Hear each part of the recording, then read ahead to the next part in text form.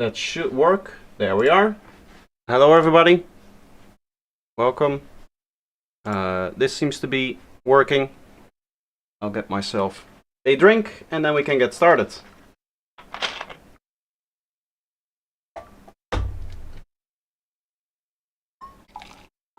Just wait for some people to show up, see if there's a couple of people that are going to join in.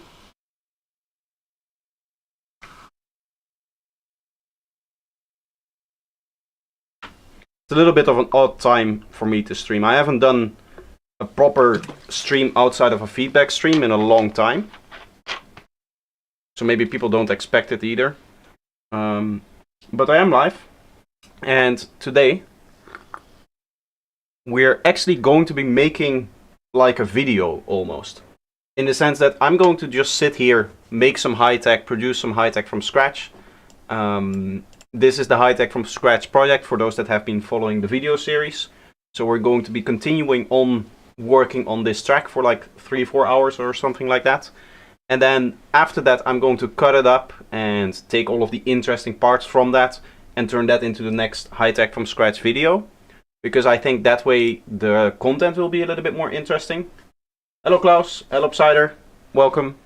We're still on the longer delay, so I might not be as responsive to chat as normally. I'm going to try soon, hopefully, before the next feedback stream to see if I can go back, because I actually got myself a new SIM card for my like 3G or the 4G modem. So I'm going to see if that is going to work better. What I wanted to show is I can filter, title contains high-tech from scratch. I can show you the reason why I would do this. And visibility public. That I can just show the 4 different videos. The reason why I'm doing this and why I'm trying a new format with this stream idea here is because of the views that the episodes have gotten.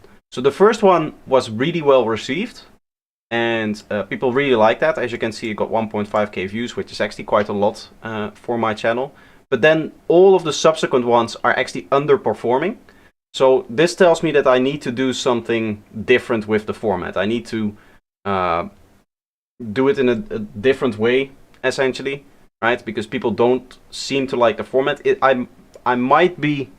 What might be the issue is the track itself. Like, people just don't enjoy the track, which I can definitely see. Like, it's not the highest quality of high-tech out there, because obviously I am not like a normal high-tech producer.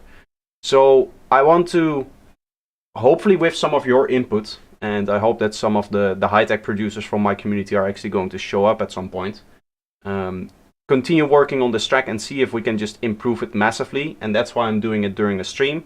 And that way I basically am right now like recording the 5th episode. Essentially, I'm going to cut it up and all of this stuff is going to go out. I'm going to give it like a proper intro and all of that stuff. But essentially I'm going to take all of the highlights from this stream and then I'll turn that into the next video.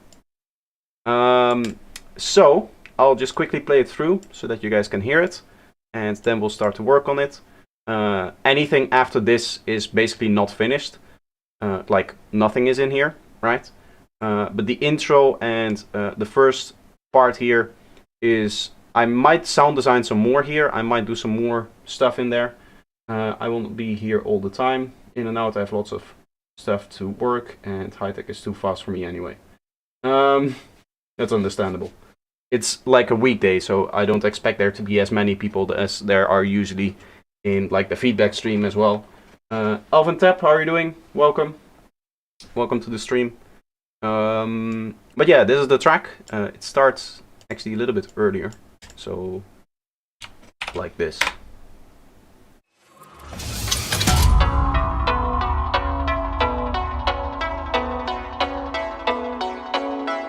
Maybe still a little bit boring what we have here.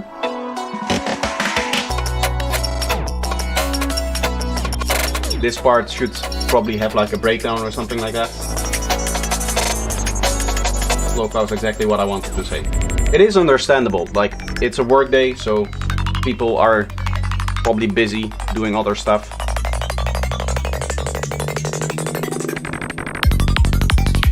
This is a little bit of a strange part here.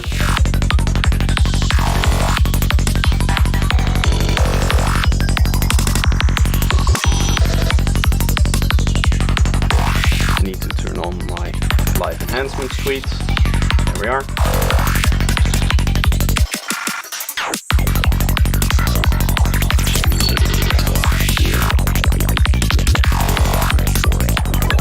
Is it just me, or is all of the sound design a little bit loud here?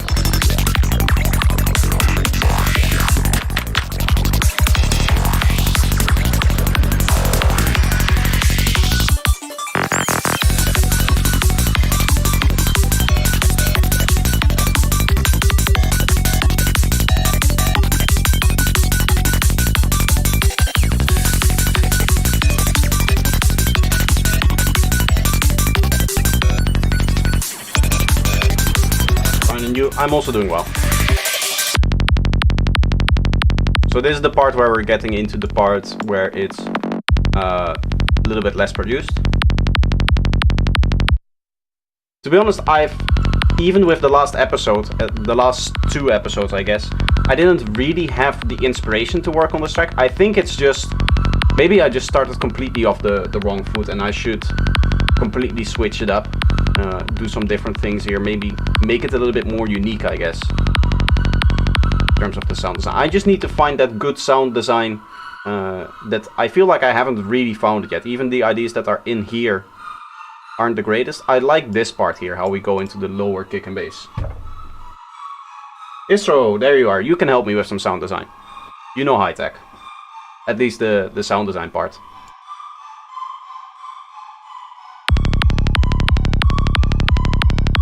I like the kick and bass more when it's at this lower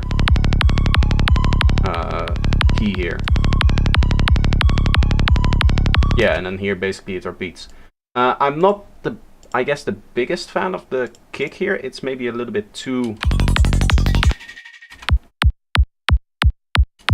It has a strange click to it as well now.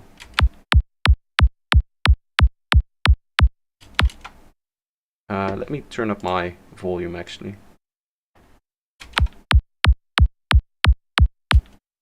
Yeah, it's not the best kick. I have to do the kick again. I redid it in the last episode, but...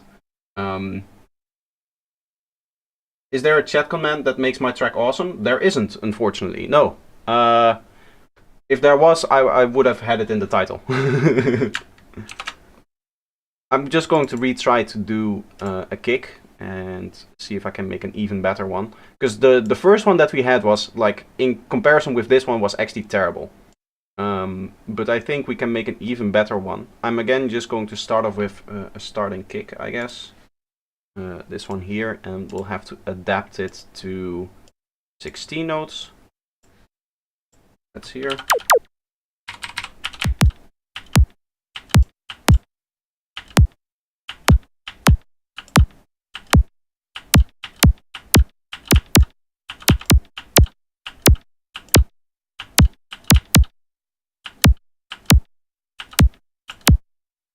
This one has it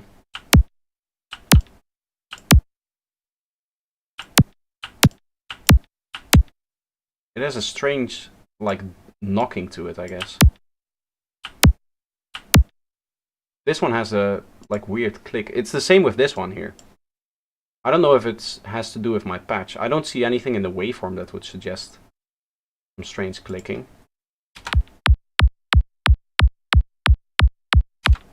But do you hear it as well? Like it kind of clicks twice, I guess? Or is it at the end here? It might be the fact that this doesn't exactly fade to 0. If I just remove, like, this part here, right?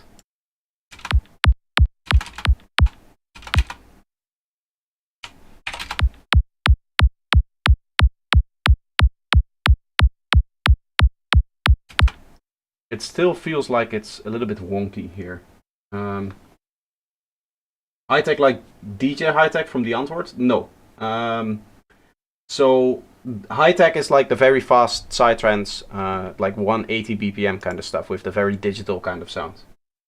Also welcome, by the way, to Shadow Rage and Histro and Just Tom.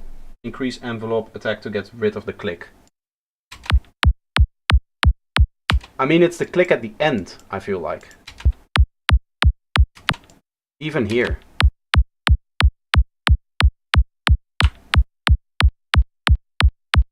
Now you hear it clearly.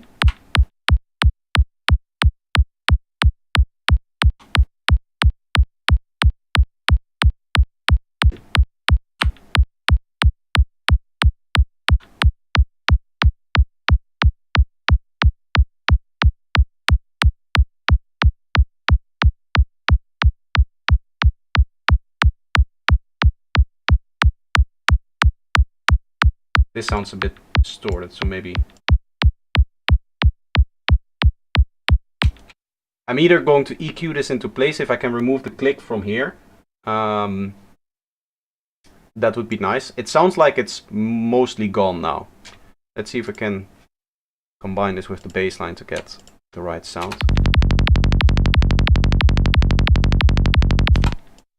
What might be the case is that my bass line is not plucky enough.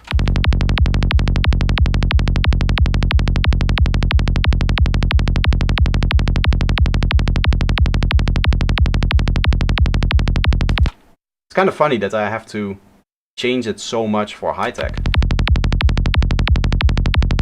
So much lower. Because normally this type of patch does seem to work for normal psytrance, where if the envelope a little bit higher.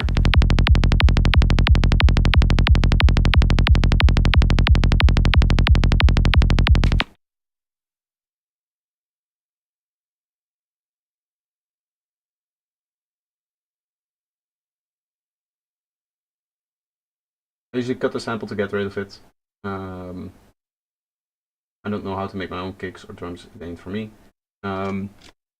Yeah, there was like a click at the end. I think the reason, if I zoom in on the waveform, is because you can see it's like a little bit higher, right? Do you see how it's not exactly on the silence line here?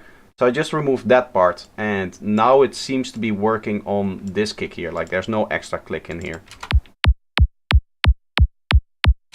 But I don't know, I'm still not convinced about this kick and bass. It already, with the EQing that we did, it sounds a little bit better.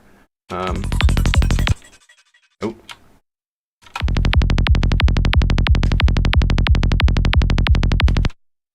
This one might be a bit too gritty.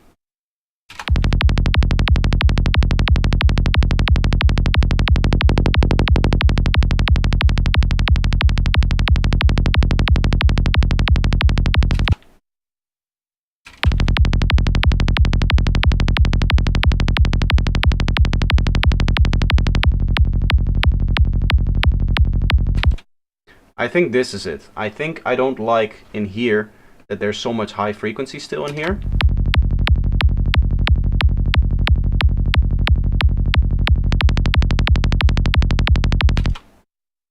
I think something like this is a little bit nicer. And then even in here we can just slightly emphasize these harmonics here. Greedo and Ampheet, how are you doing?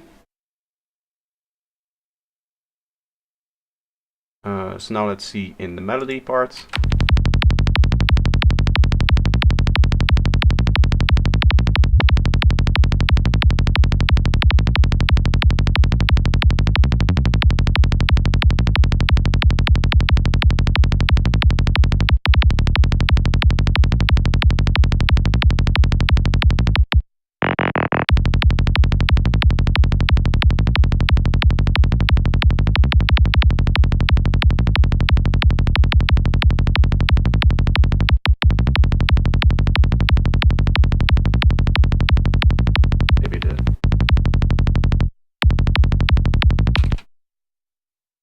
Are a little bit higher. Let me quickly check the waveform to see if there's no issues.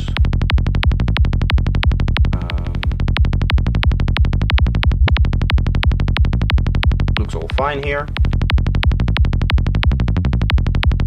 This isn't going over. I mean, it's going over now, but once we... Okay, so the way that I'm going to do this is I'm just going to consolidate this one here.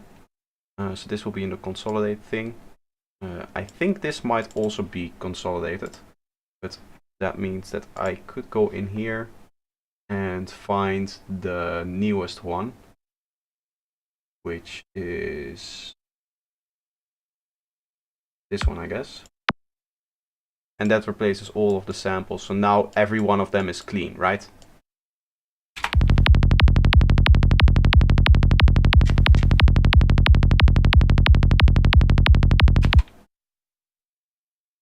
Doing good, about to have dinner. How am I doing? I'm doing very well. It's, as I said, I'm lacking a little bit of inspiration for this project, but other than that, I do really like just sitting down and streaming and producing a little bit today, because I haven't had too much time to actually produce. So next up, I do want to try to see if maybe a little bit of M stereo spread will help here. I'm assuming that this is doing... Yeah, so just general sidechaining. Okay, that's nice.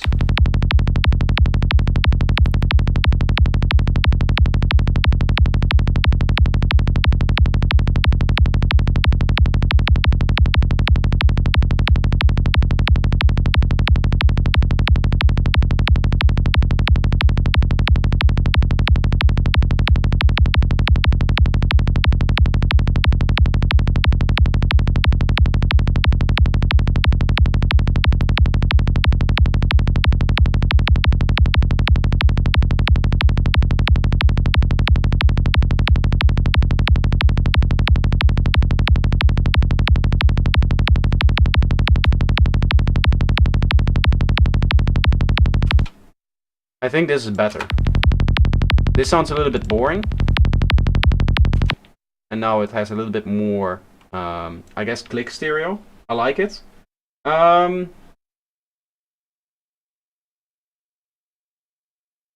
Anything projector, but no.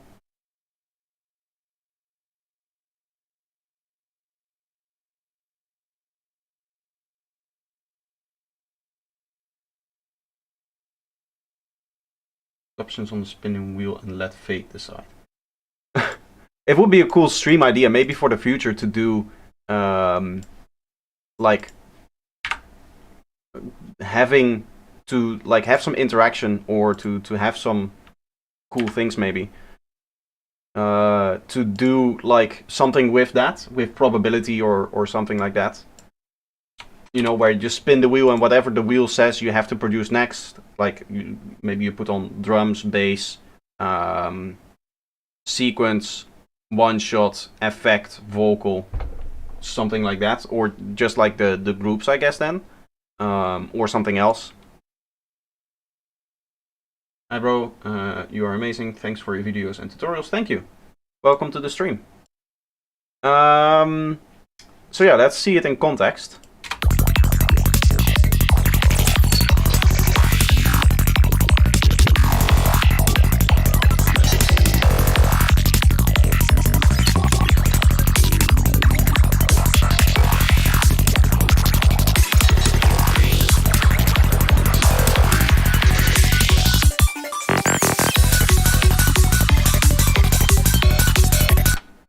I don't know how to describe it. I already turned down the synths, but they still feel overpowering. They're a lot lower in volume than my sequences normally are. And it feels a little bit crude. Do you know what I mean? Like it doesn't really feel the kind of texture that I'm trying to go for, I guess. Let's see. Let's just try some more sound design and see if maybe if we fill up these spaces a little bit, get some more unique sounds in here. Right now, in terms of the uniqueness of this part here, there's a little bit too few sounds, maybe. That could be a problem. Maybe we should also try to use this sound a bit more.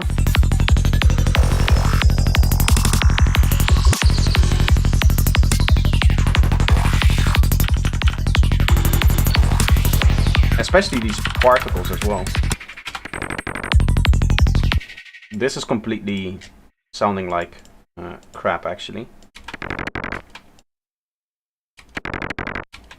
Yeah, so this is too distorted, I think. Let's try to redo this with the new kick and bass that we have now. So that entails just recording the kick and bass or like a bar. This should... Actually, I should do it here. So we solo. And then we just have this master recording here that we can use to actually make something cool out of. Assign here.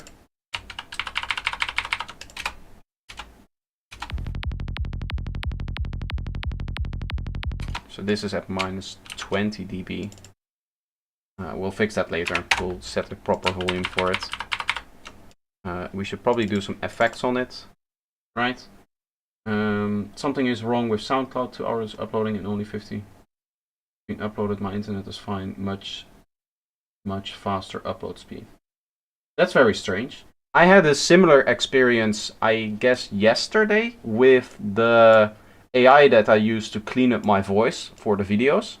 So when I record, it's the voice is the same as you're hearing like about now, right?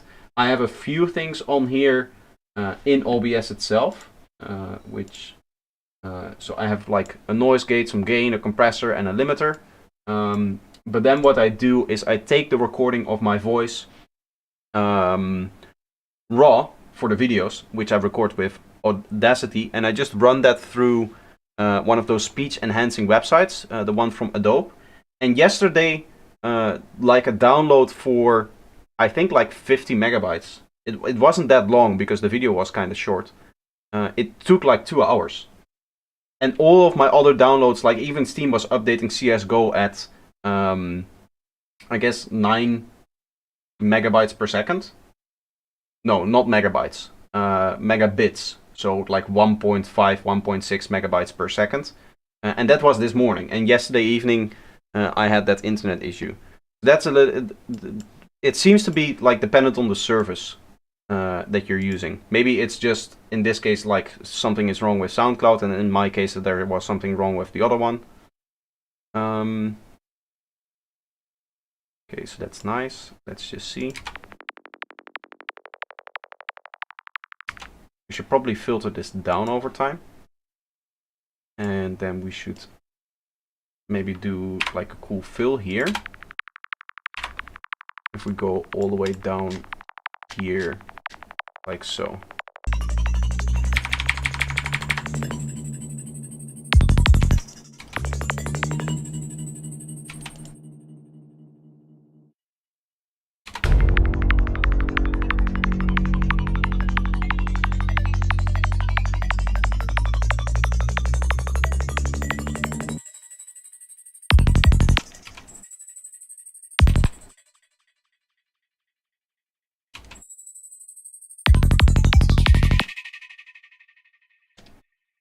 Whatever you do, like a standard drum fill in here. And then for this part, I'm actually going to try to turn this off here.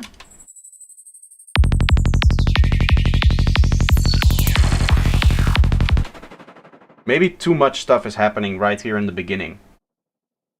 Maybe what we should do is turn this off as well. Not all of it, just this part here.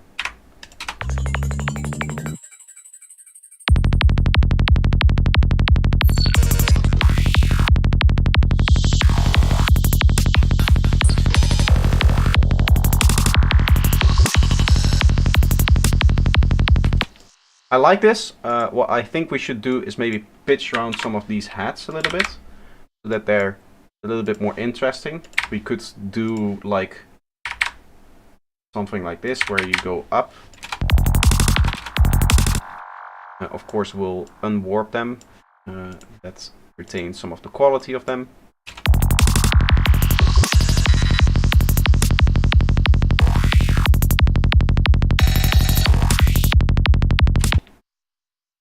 Okay, I'm going to redo the hats probably. And also the snares here. I think there's not enough logic to what we're doing in here, in terms of where all of the one-shots are placed. Because the last time I just kind of put them in there at random. But I'm going to try to align it a little bit more, make it have a little bit more sense. So for this to have sense, it would be on like every other part here at the end of the 4 bars.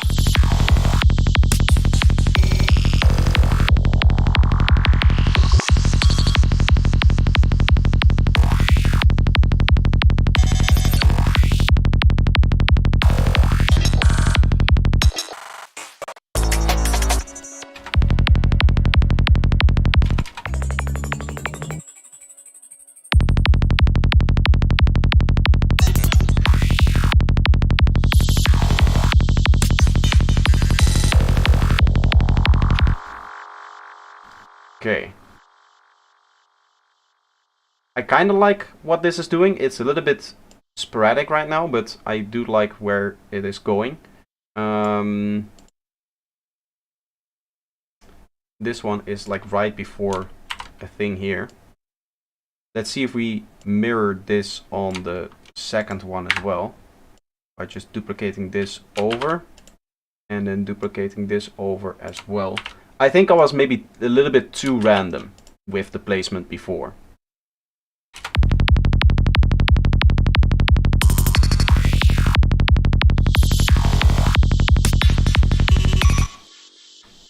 And then we turn off this, and what we should probably do is also make some sense out of these. So let's switch these two around.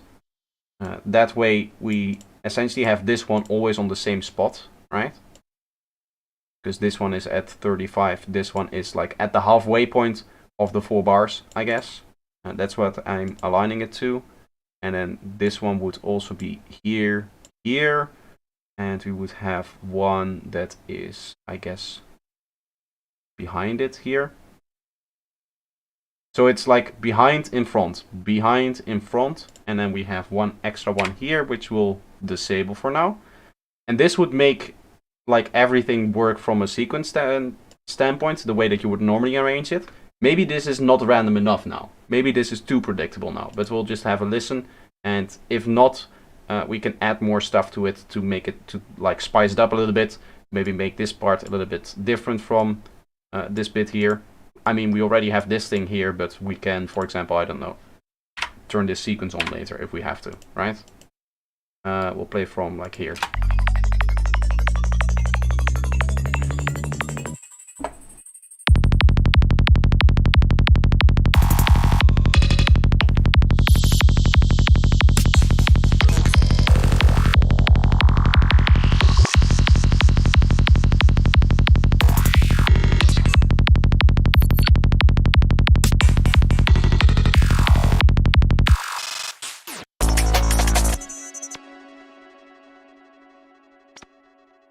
I do like that. What I want to do is try to see what happens if we remove the accent snares from here. And maybe just add it here as well, so that we have one more like beat or like offbeat thing happening right before we go back into it. We could even do reverse kick here. I have a reverse kick somewhere already. Maybe here. Nope. It's too big. It's back in line. Surely I must have a reverse kick somewhere. Right? Oh, here. Nice. That way I don't have to make it again. And then here.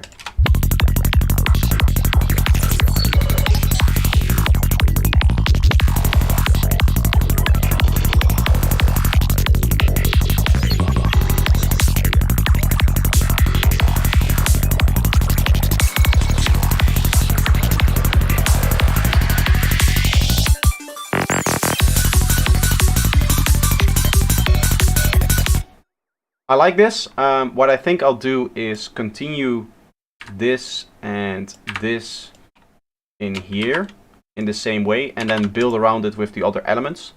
Because we have this like glitchy thing as well here, for example. This has, I think, should have... Or no, the beat repeat is on the group. That's right. There's beat repeats on the group. That's kind of glitch everything up. That's not my usual way of working, actually. But it's interesting nonetheless. Let's see what happens if we place this in terms of placement right here. And then duplicate that every 2 bars to start out with. I'm just going to like try to simplify it a little bit and try to keep it a bit more intelligent with the way that we're structuring things. Is the glitch loop.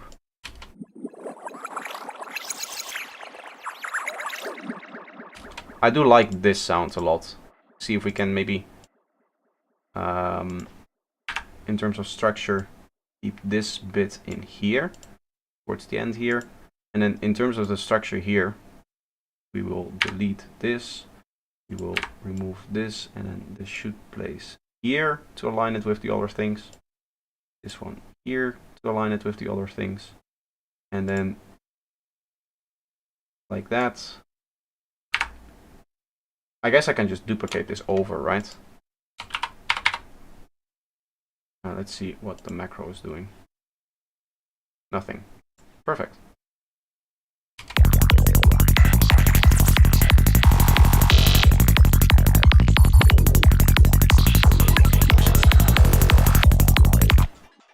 It's because I have the locking thing on. Some of those automations aren't copied over nicely. There are a few spots where I might like that, but I do think that having some automation on there is nicer.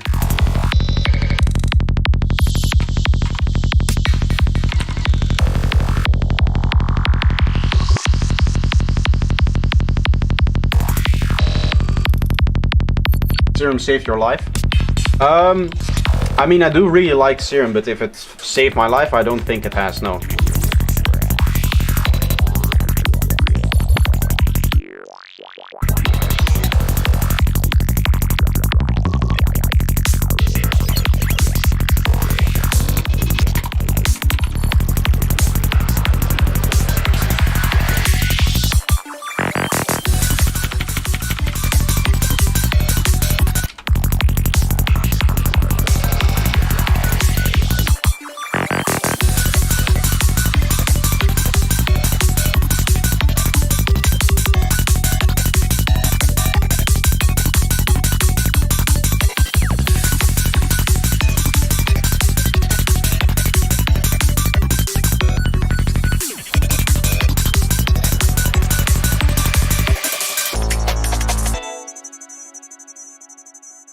Okay.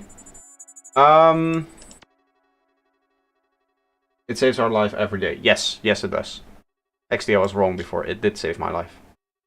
That one time when I was choking on Vital, Serum came along and helped me with my sound design. Okay, yeah, I wanted to do a little bit more before I forget here with the fill here, because this is boring right now. So let's just try... Since when can you do that? Oh, maybe I selected the group there. Okay, we'll try to find... Maybe just like a simple drum fill from the Cashmere pack will work. Drums... Right, yeah, here, fill. Short fill. Let's see if we can find...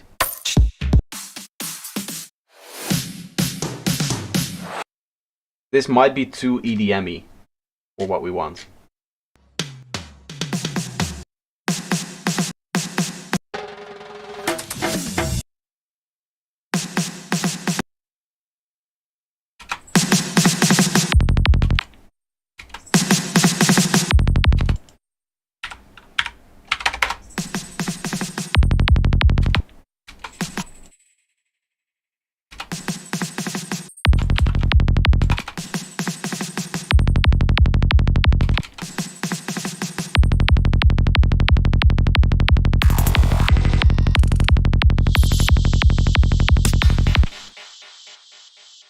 It's not the best. Maybe a vocal is better. If I can find a good vocal. Vocals are harder to find, so that's why I wanted to try the fill first. But I don't think I like the idea of like a big drum thing happening here.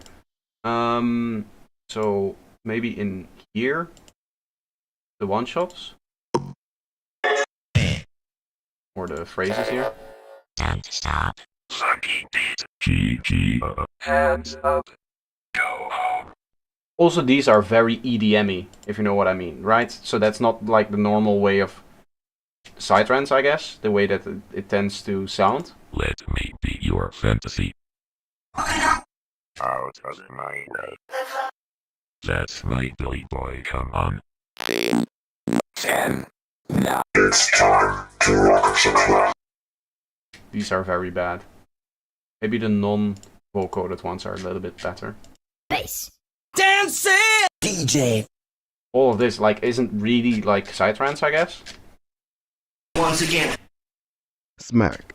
We would want to. Do you want to dance? I have some other sample packs with vocals in here. I think this should have vocals, or maybe the volume 4, which I have over here.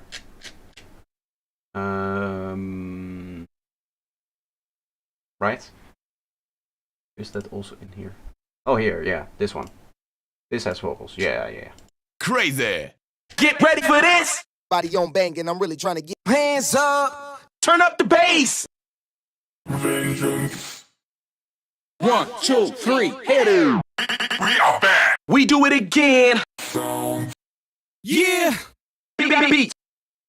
This feels good right here. None of this is really suitable for psytrance, I think. It's like club music, right? Do you render synth samples inside Ableton? I usually don't. With high-tech, what I've noticed is that it's beneficial to do sometimes, like render them out so that you have a little bit easier time arranging it. But normally I leave everything in MIDI.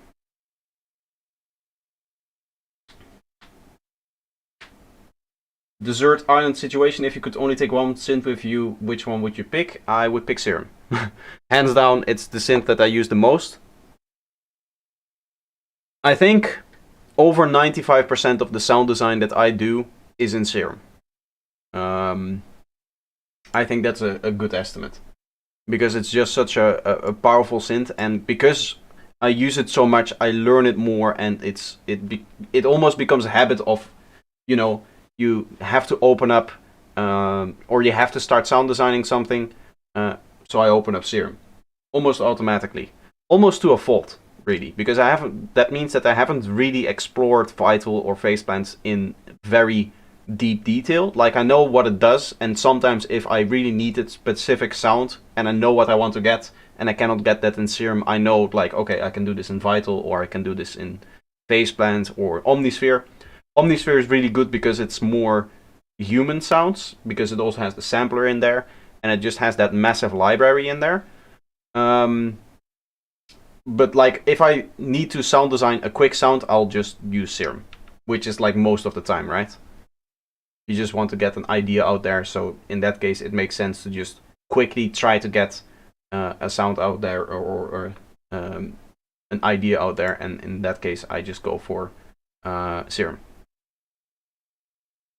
I still want a little bit of a cool vocal in here. I know for a fact that somewhere there are some German vocals in here. That was the coolest, swingingest, grooviest cat that ever stomped this sweet swinging sphere. Come with me. Clap your hands. Check this. Check this out. Du auch? Don't stop. Do it. Du auch? This is German, right? I don't know what, like, it doesn't mean a lot, I think. Do it. Maybe this one is even better. Don't stop. Don't you want? Do you like? drop the beat. Enter the world. Everybody in the club. Here we go again. High volume. The highest technology. This might be good. The highest technology. You get it? Because it's high tech? The highest technology. Is it me, or is my kick and bass strangely quiet in this project? The highest technology. I mean, it's even clipping the track here. And it's at my normal -8. Even if I record it. It's not super quiet, right? The kick and bass. The highest technology. It is definitely too loud, the vocal here, but it feels like all of the elements I have to have turned down a lot more than I usually do. Even though, like, peak level doesn't seem that quiet. Maybe it's the bass line that may be a bit too quiet. But even that looks decent. Acid, how are you doing? Welcome. Suits perfect. Yes, this one did work well. This should be played at a high volume, preferably in a residential area. I disagree. I think this should be played in the forest. Somewhere at a rave.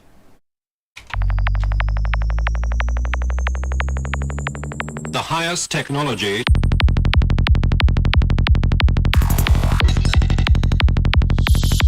A little bit of delay on there.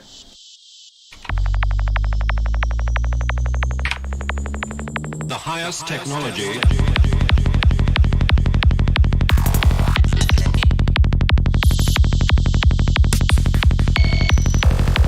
The highest technology. The highest technology.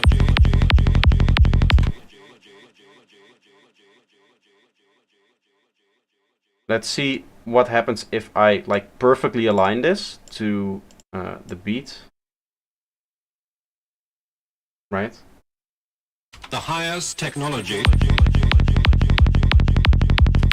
Technology.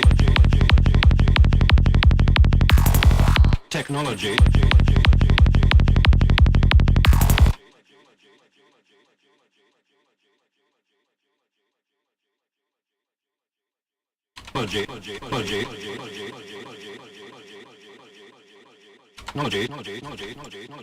The highest technology.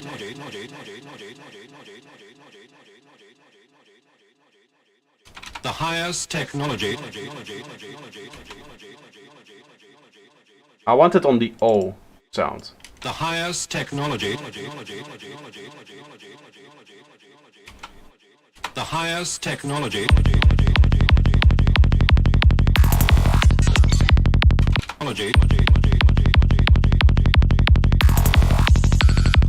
What if I do like this? Just have this here. The highest technology.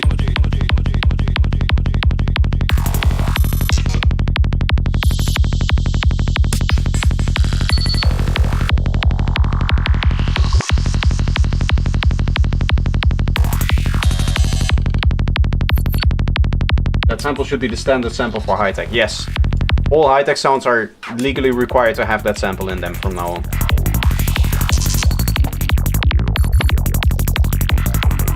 I've actually had people sample my voice before. For some tracks that I did. Remember when I used to do challenge streams? A long time ago?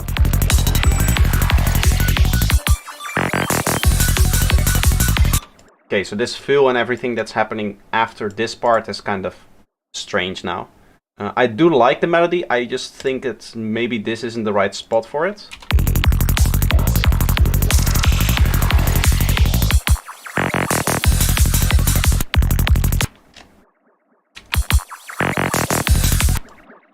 What if we make more space for this here?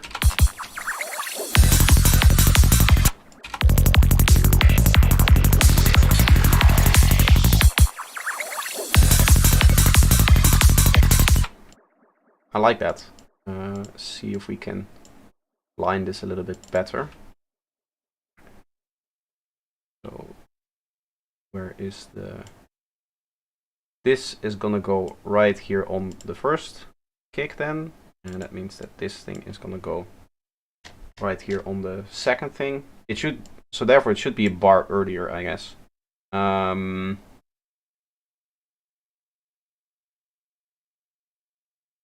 Wait, does that mess up that? No, right? The rest doesn't really have to be aligned, I guess. But now this is. And then we can align this right there. Let's zoom back in on this part here. This there. Thing here. A little bit like that. This thing there. This here.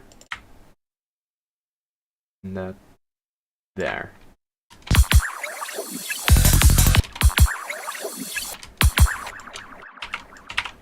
And then I'm going to take this and just set it to beats mode and like up it a lot.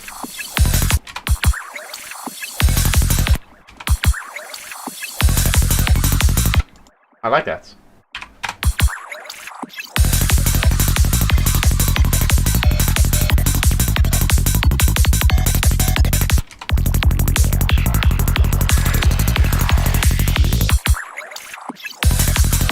Record your own voice. I'm super self-conscious about my own voice.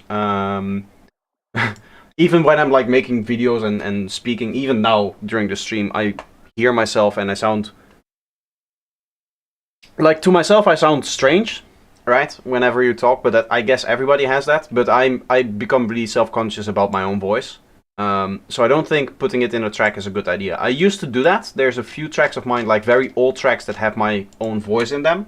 And now listening back to it, and even back at the time, the reason why I did this is not necessarily because I like my voice. In fact, I hated it, even at the time.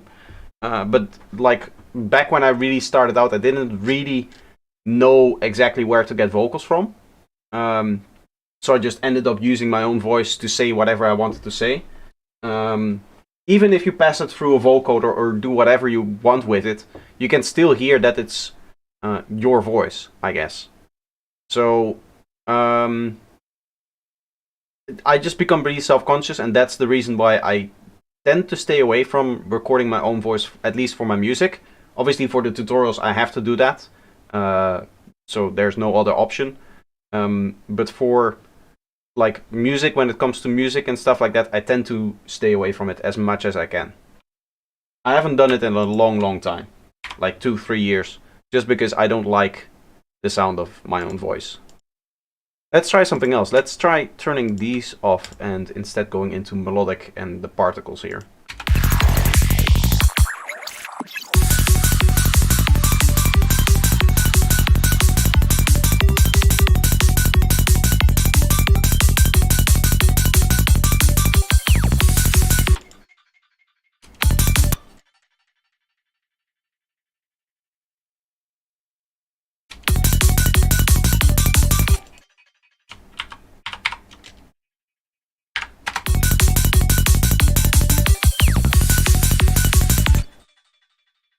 I like the way that this melody kind of interacts with the beat. I want to keep that idea. So here, for example, we could take these 3 and also make them higher.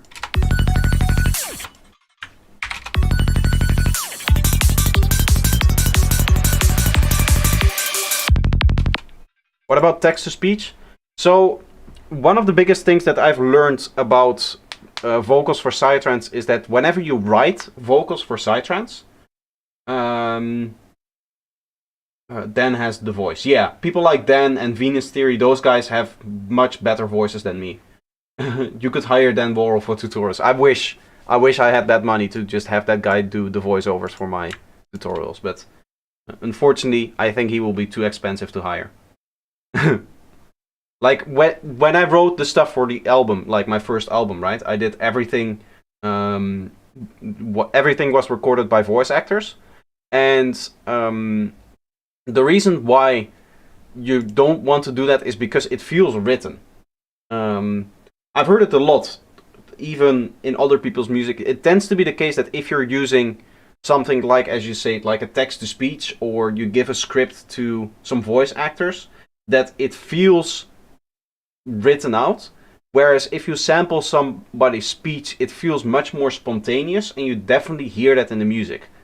Like that I think that's one of the major improvements that I've made in my own music, is completely relying on speech that is, how would you say, spur of the moment. as opposed to you sitting there writing out the story that you want to tell. I think if we put this here, it fades nicer into this thing.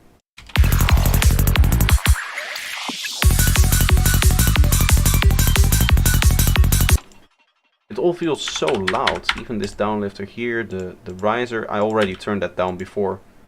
There's some 8-bit stuff, yes.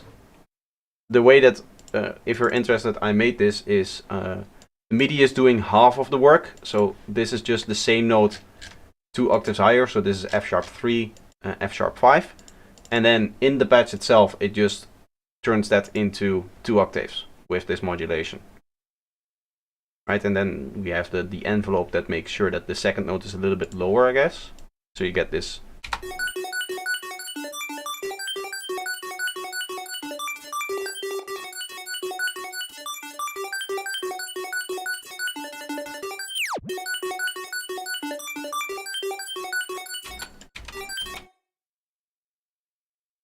I think every once in a while a little bit of beat repeat or something like that could also work. Beat repeat here. That's usually the case, right? I think everybody, I guess, kind of notes that tends to happen, but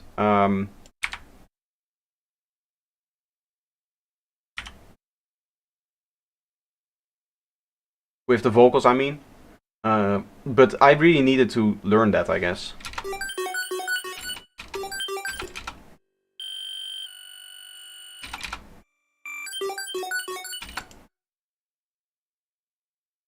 So interval, let's go 8th notes here.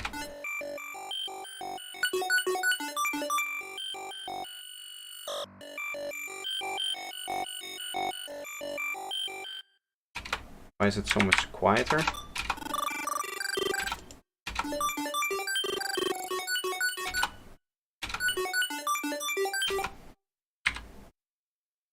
So if I wanted, okay, let me think. If I want this to activate here, I have to go like this, right?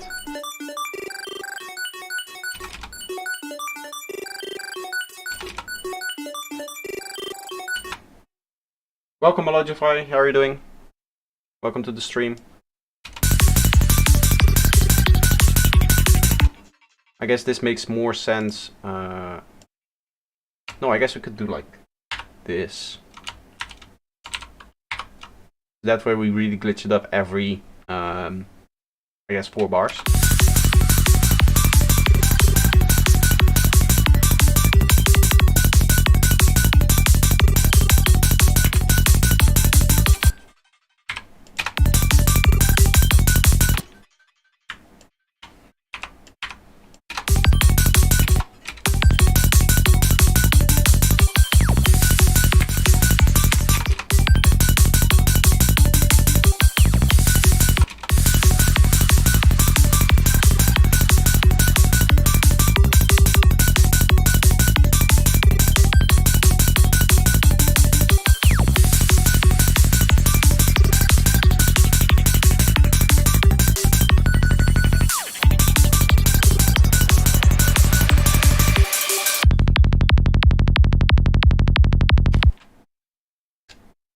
I like that. I like the sound that we're getting now much more than what we had before. I do think a little bit of extra glitchy stuff under there could be nice. So maybe some of these other sequences, like this stuff here.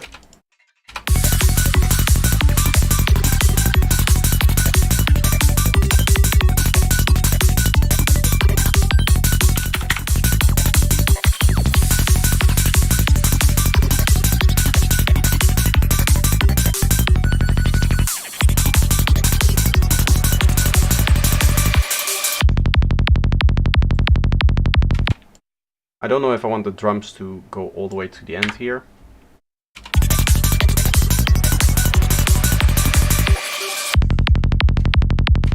Even this thing feels a little bit on the loud side now.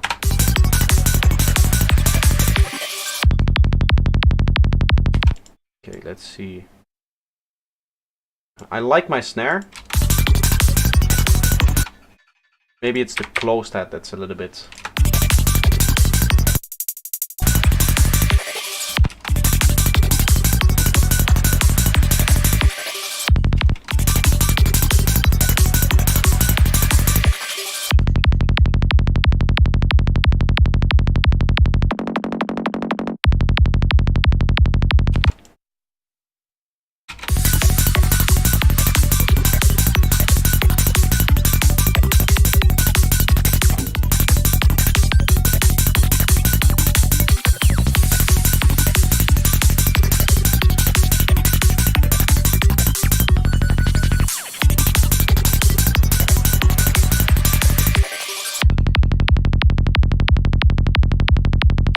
would it be cool to take this patch here and how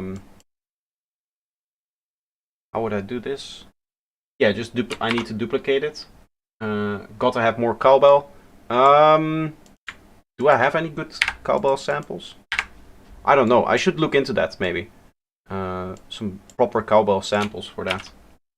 Would be nice, yeah, to have some cowbell. My idea now is instead of going like this, we go one lower.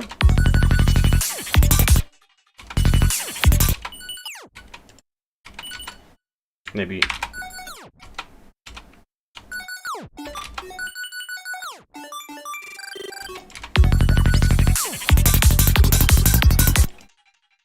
That makes a little bit more sense.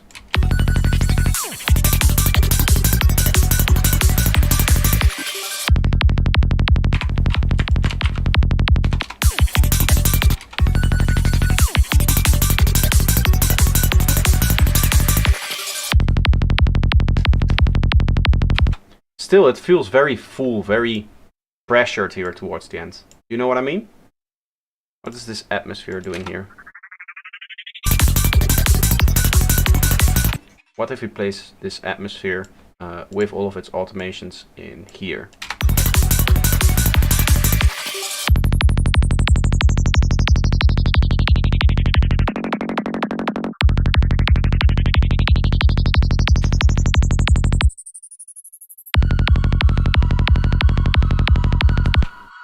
This is now just very basic, but I like it. I think what we should probably do is extend this part a little bit, have the melody come in later, almost like a breakdown thing, right? And then we go into like a 2-drop structure. Is there a waveform that attracts females? All of them. Every single one of them. As you know, nothing says amazing womanizer like somebody who sits in his room all day and produces music for nobody.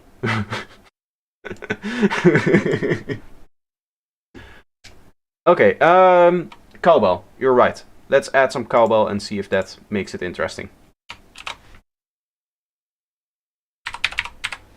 I know it's a meme, like needs more cowbell, but you're actually right. It needs more.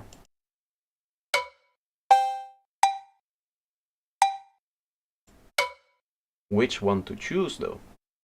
Song starters, records on. Nope. This is a very long reverb one. Which key is this track in again? F sharp. Okay.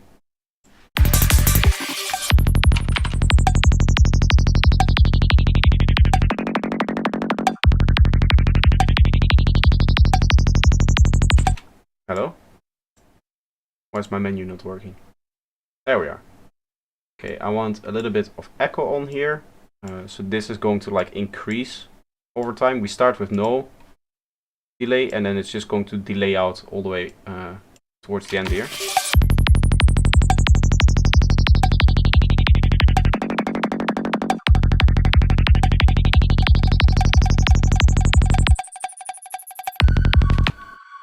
And then we frequency shift that. What if I do it like this? Sorry. I'm going to group this. I'm going to set this to 0 and this to -10. And then I'll make another track that takes input from the cowbell. Where is? Here. Cowbell and then cowbell return.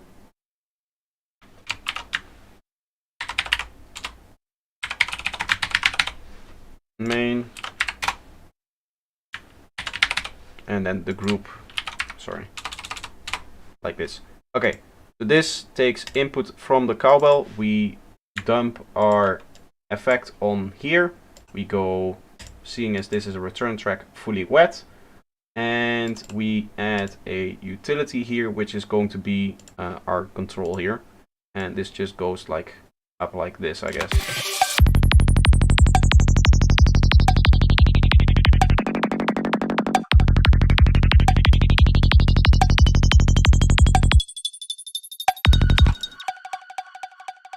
Okay, what I want to do is have it slowly rise up. So, but for like every beat. So I'm gonna go, I guess I want to offset this so that it stops at the start.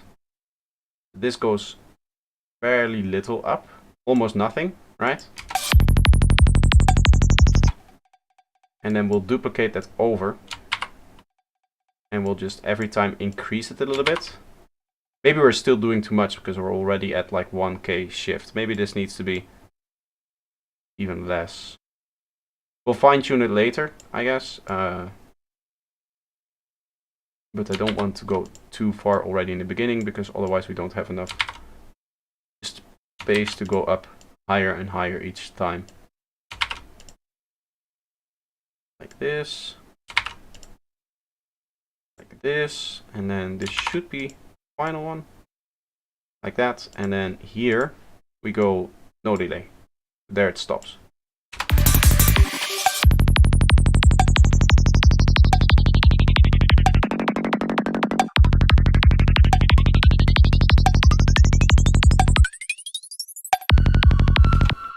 I think it's too big of a range now.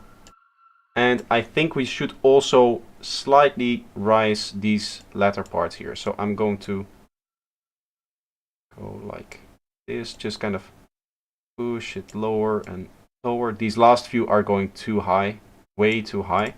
But what also needs to happen is that this needs to slightly rise with it every time. Ooh. This goes like that, I guess.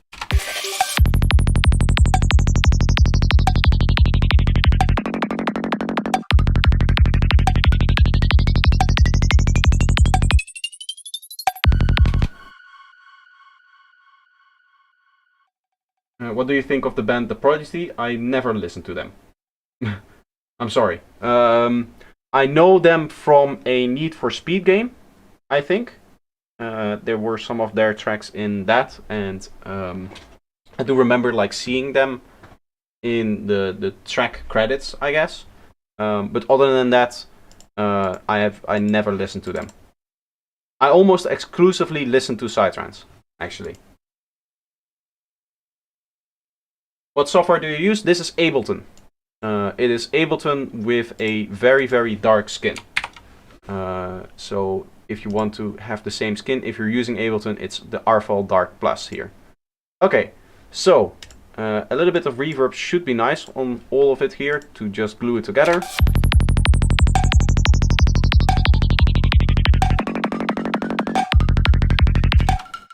Does this have a reverb freeze option though? Does it?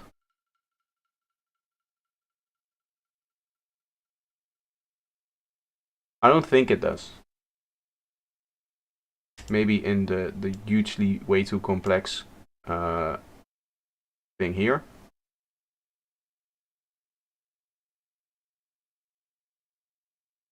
Does anybody see a reverb freeze option? All four of these are used, by the way. I don't see it. Maybe for the reverb freeze, if I want to do that, I should use the normal reverb on top. So in audio effects, the reverb. How do you do pitch bend for psytrance?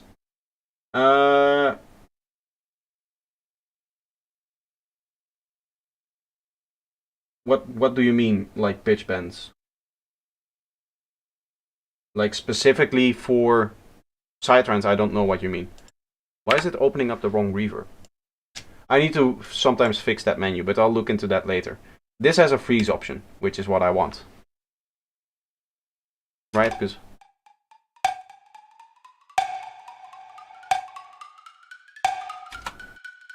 that's kind of what I want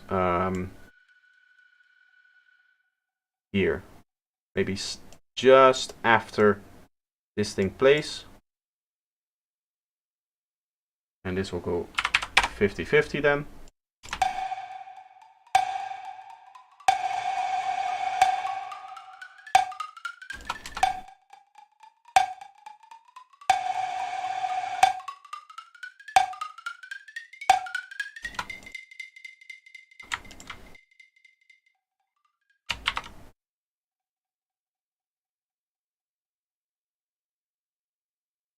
bass pitch bend or sub in a break.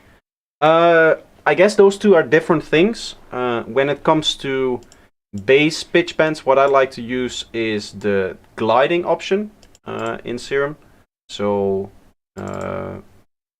you'll just have to make your bass line in a way that you use the portamento legato and set the portamento time to whatever you want. And then you just play it, right? So, hello? And you just get the pitch bend from that. To be honest, I cannot really show it in here because this is high-tech and not progressive psytrance.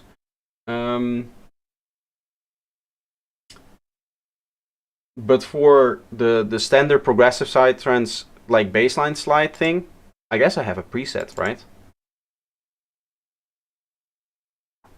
I hope that the preset is by default enabled for that, but otherwise I'll show you how to do that.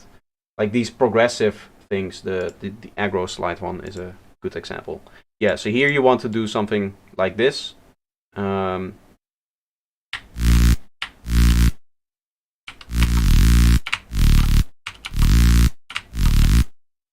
you just do it with that.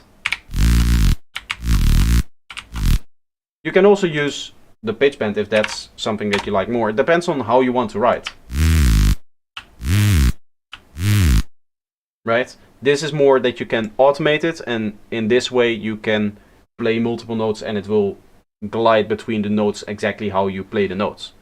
It's gonna depend on your writing style more than what is the right way to do it. I'm looking for creative ways to make more variations. Get more bass lines. In progressive psytrance, what you'll hear is that it's not one bass line, it's multiple bass lines playing together. Nice sounds, bro. Cheers from Amazonia. Well, thank you. Also, by the way, Fly Hunter and Space Pirate TV, welcome to the stream. Dome, welcome to the stream. Ever heard of Timer? He does mostly psytrance, was popular in the Amiga tracker scene. Nope. Never heard of Timer. What are some left field things that you tap into? I have a metal playlist which I sometimes listen to, but other than that, it's only psytrance. And I do listen to like a variety of psytrance, so I'll listen to some high tech.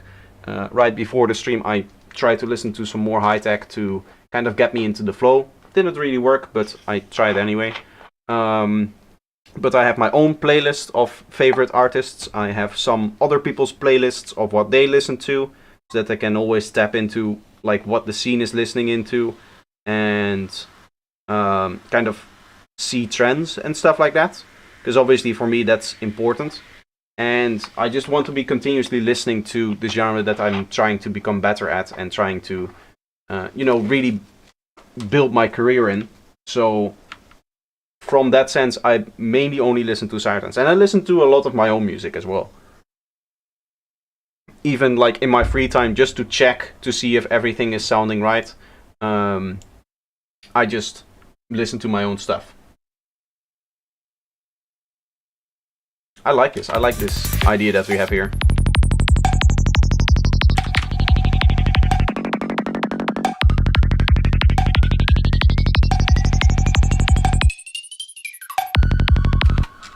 Synergizes nicely with the atmosphere and the reverb playing right before the fill, and the fill here also really works well. Maybe we can make this a bit more creative again with some frequency shifter here.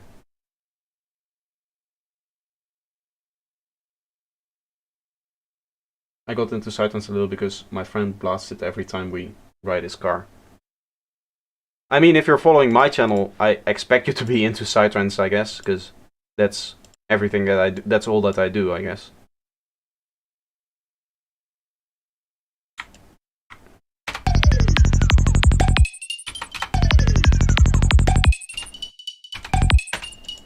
I like this.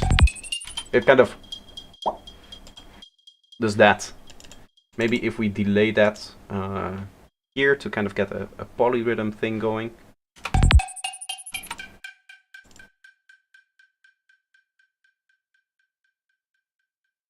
just in this space here.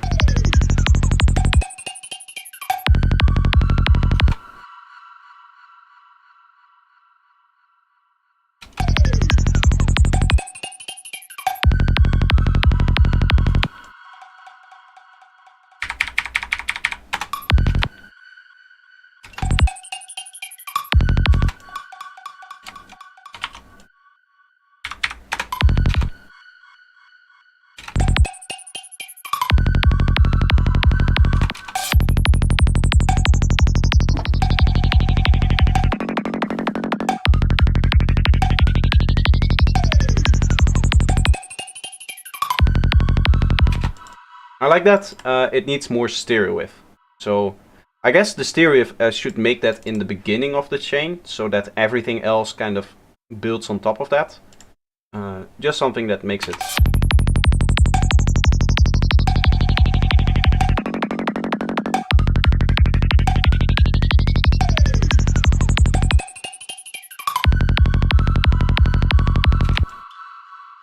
Maybe I'm not a fan of this one here. Maybe we'll just leave this in here and then stop the atmosphere here.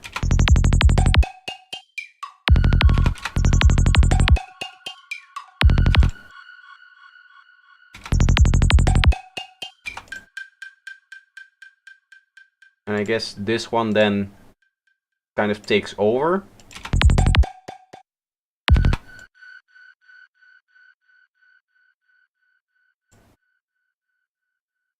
And then we'll place this here so that again we can go up just a little bit. Actually, let's do that with the fine one here, because this one is exponential. You see how like the first half of the automation is like 70 Hertz and then the next half is up to 500 Hertz. So it's going to be rising, even though it looks linear, it's going to be rising exponentially.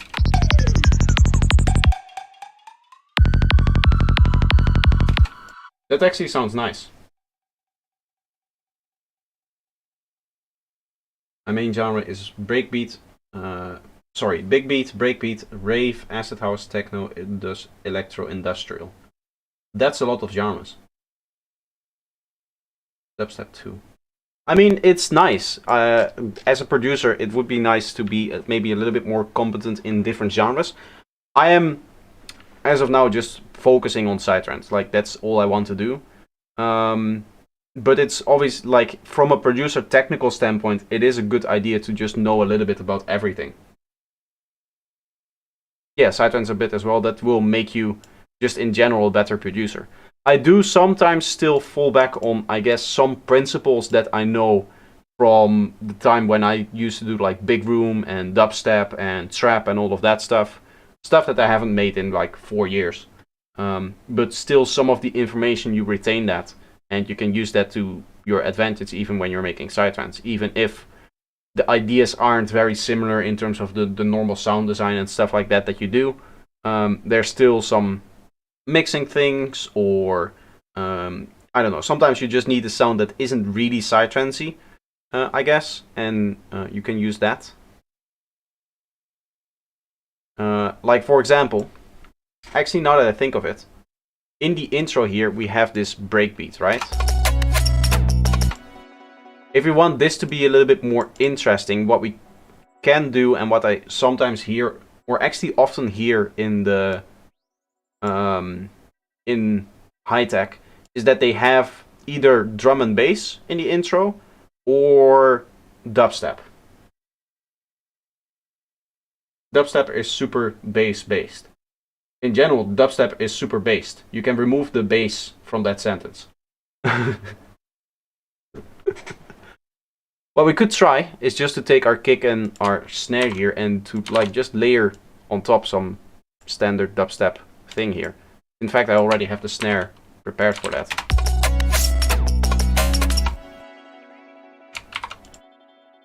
Right, like this.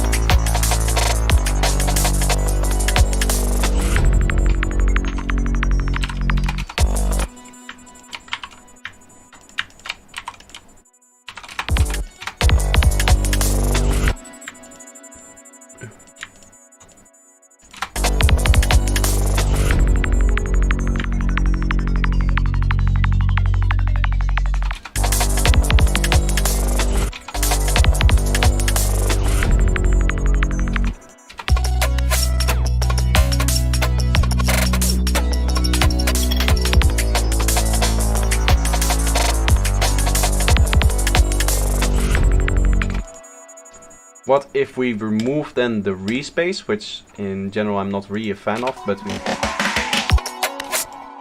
Okay, this thing is way too loud.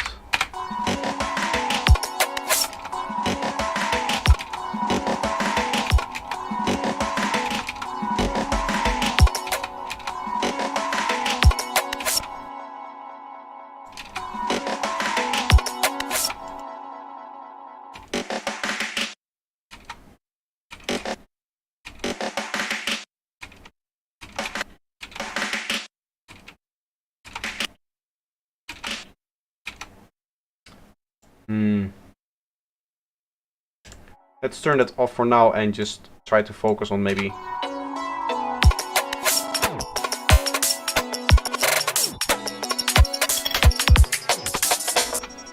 This snare is not going to work because it isn't really like a dubstep snare.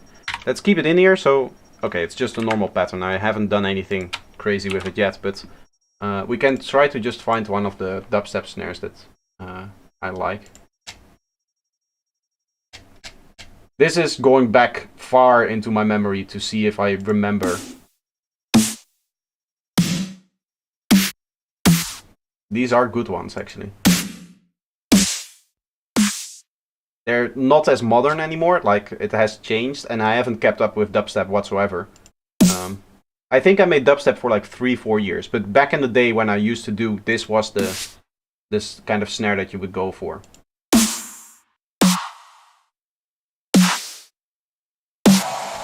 I want something a bit more snappy, I guess.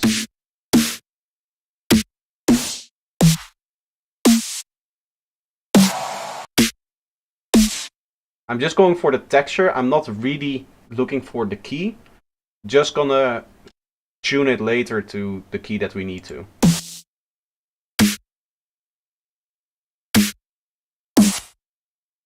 Like this one.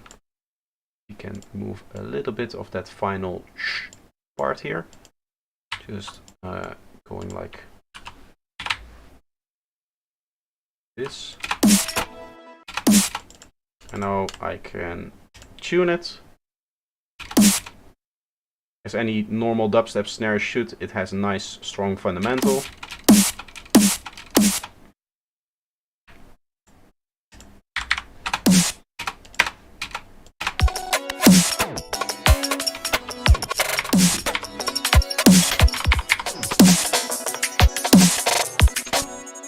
Little bit on the long side now. That's because we pitched it down.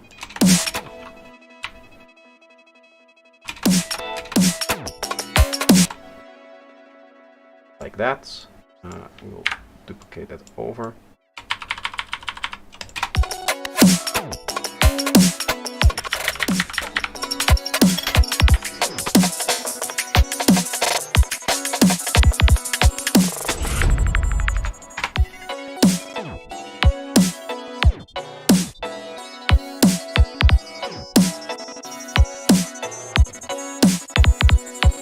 When did you first start making music on Ableton?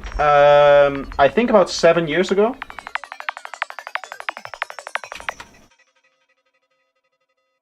Nice drums only if compared to bad artists, I guess. How many tracks am I using right now? 78-ish in the project, but a lot of it is administrative stuff. There's some empty tracks here, I guess. Oh no, we have the vocal in here. No, so no empty tracks, but I guess around 50 if you remove all of the Syscope stuff and stuff like that and all of the groups. I like it like track count is, I guess, not representative, at least for me, the complexity of the project, because I have so many tracks that I use for either organizing, like just a group for the song, right? I use this for organizing. It doesn't do anything, like no audio even goes through it. If I play, you can see no audio will show up here. So this track is literally there just for organization, and a lot of the notes, markers, this routing group, I can just completely remove it because I never use it. In fact, it's old and I should probably remove it completely from my template. I think I already have, but this is an older project. But when it when it comes to the amount of track that I'm using right now, this project is going to grow massively. So it's not a lot. I've had projects where I think I can check. Give me 2 seconds here. Where are my stems? Mixing stems here. No. Backup. Let me see. In the beginning, how many files is this? Oh, 536 divided by 2. Divided by 2. 268 is the most I have ever had in a single project, and that's tracks with stuff on it. So that's excluding all of this stuff in here, all of the groups in here. That's actual tracks with like MIDI or audio in them. So that's the highest I've ever had. I do like to use more tracks than maybe some other producers. I think it's better to use a few more tracks and really get your idea out there than rather that than fully restricting yourself. Okay, so what I want to try is to have like a semi-relaxing dubstep bass line under here, maybe a few different ones. So like just like a slow wobbly bass, I guess. I might need to rely on some presets because I don't remember any of the sound design. Apart from, you know, FM from B and you just get 2 wavetables and then you put a filter on it, but that tends to be very aggressive. If I remember correctly, I still have some older tracks somewhere.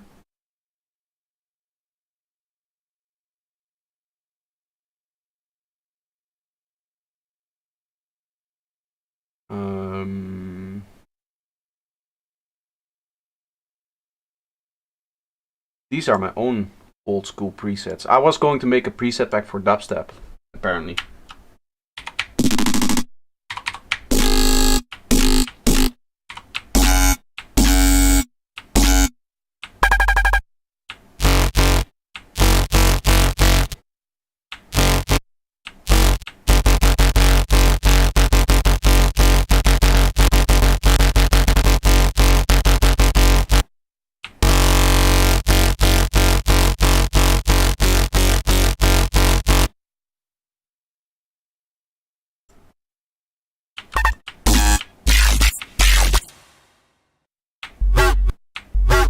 Just gonna hear I wasn't the best at sound design.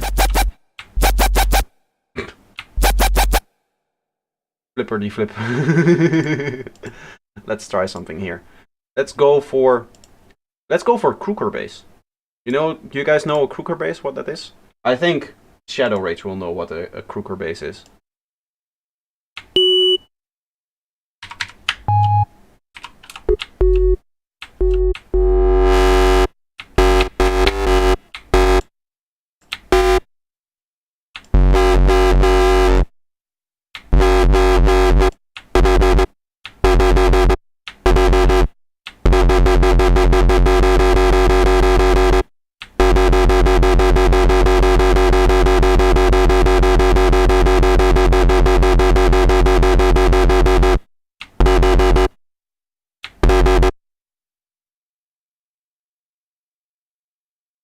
Ableton can render any selection to sample.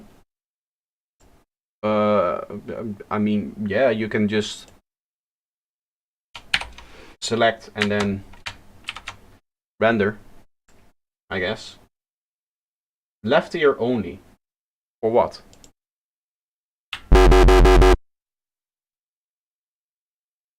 I don't know what you're talking about. In my OBS, I am definitely exporting both left and right ear, or playing both left and right ear for all of my audio stuff. So maybe it's on your end? Try like reloading the stream maybe? I don't know.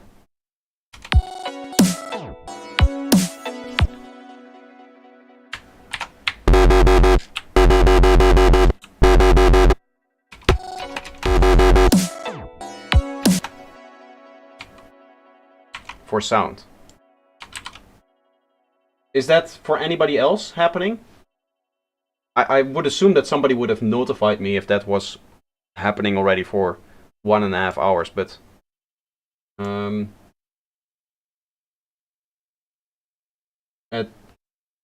it was at that moment that Projector decided to dedicate the rest of his life to dubstep again. No. No, this is just a one-time thing.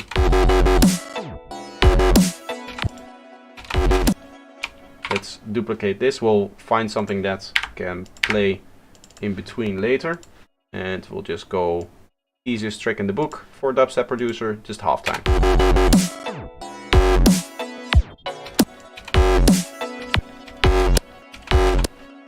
Let's change the shape of it.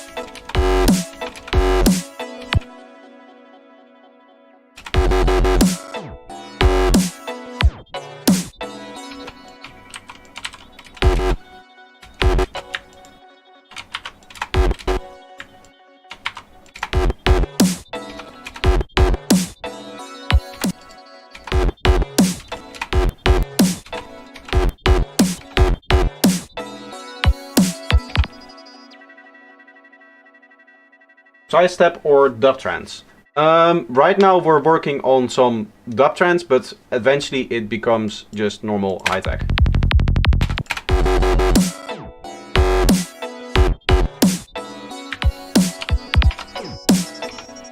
Okay, so we're going to fill it up with more bass sounds.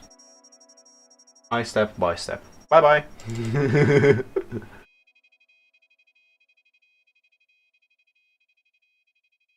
I don't have any presets anymore, at least not good ones, so maybe you guys need to help me with the sound design. As I said, I have no idea what I'm doing anymore. Like, it's literally been like 4 years. I guess what I can just do is just like an FM setup, right? FM from B, you just give it a lot of FM and then you should get something gritty.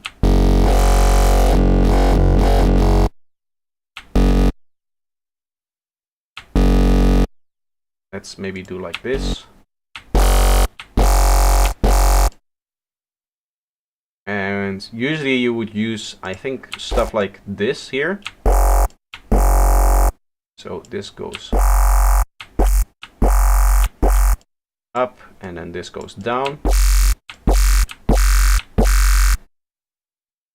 We're getting the analog sign from here, which I like because then we can push it into distortion.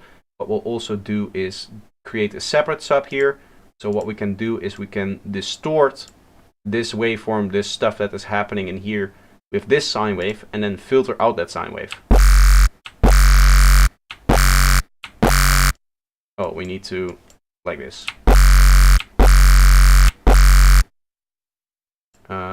Something.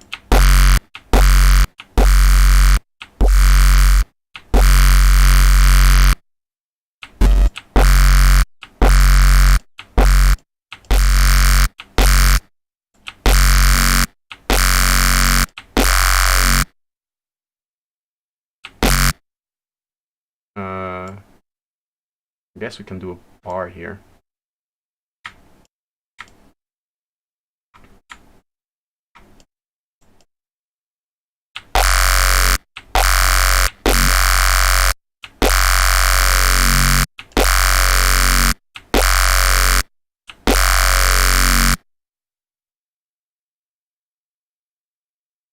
Did I study piano or notation? I have no ideas about music theory. I know nothing.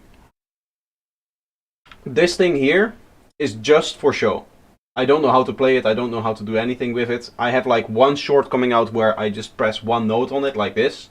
And that's all of the like music that I can do. I know the thing is actually behind the camera. So let me just move it so you guys can see. Modulation on the cutoff. I have this one here.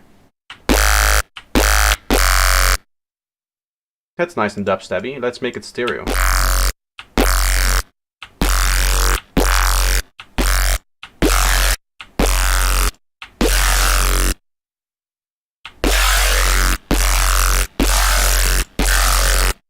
Might be a bit too aggressive now.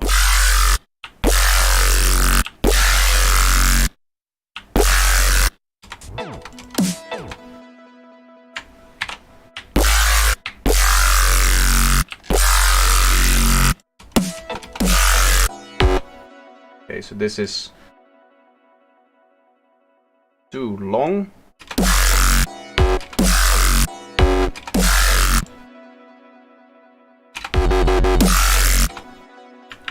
Since this is all in here, we can just go like -9 on this. And let me quickly add a little bit of stereo wave to this as well. Nice ear rape. I'm glad that you're expressing your opinion of my music. But I guess the language in which you're doing it is maybe not the best.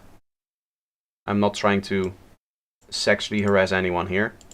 I'm just making some music.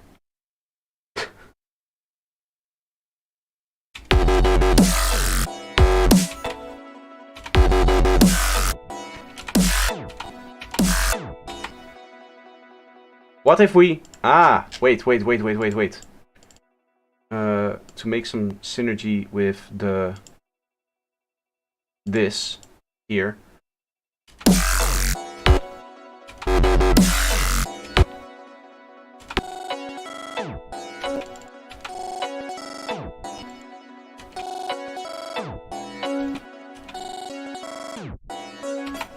This is it. Here we go. We add the same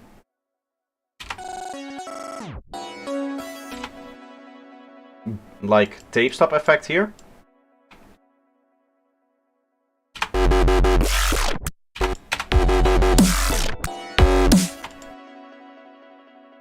Why does it play twice now?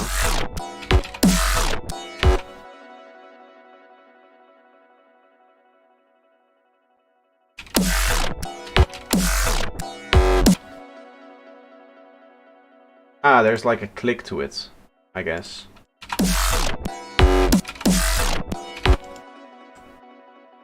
Let's then freeze it and then render it out. No, I like.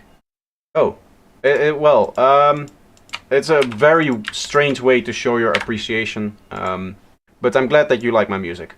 Sorry, it's a very strange way of saying that. Usually rape is not a good thing. You know what I mean? Why does this do it like that now?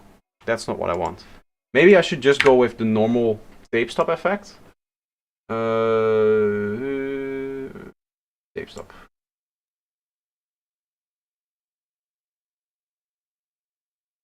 This one only does like it has no interface, it just works with this.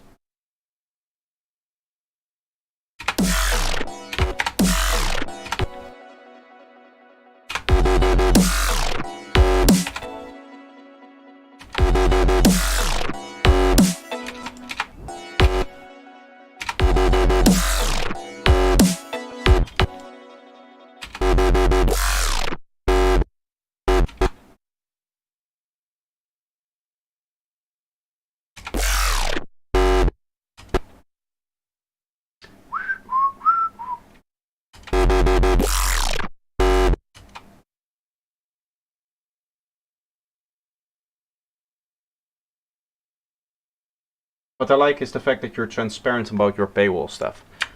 The way that I handle my paywall stuff and everything that's in terms of my products and stuff is, for one, I don't really expect anybody to pay. Obviously, I like when people support me financially because that means that I get to, you know, have money.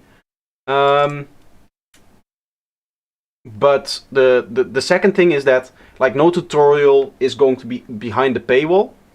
Everything that you get behind the paywall, like for example my masterclass or the stuff that you get on my Patreon, is complimentary and extra stuff, right? There's not, I don't like to hide information behind the paywall. Yes, the masterclass exists, and you could argue that there's information in there that isn't really discussed in any video, and that's kind of the point of buying the masterclass, is to see. It's not to get more information, it's to, I guess, see how that information applies to an actual production.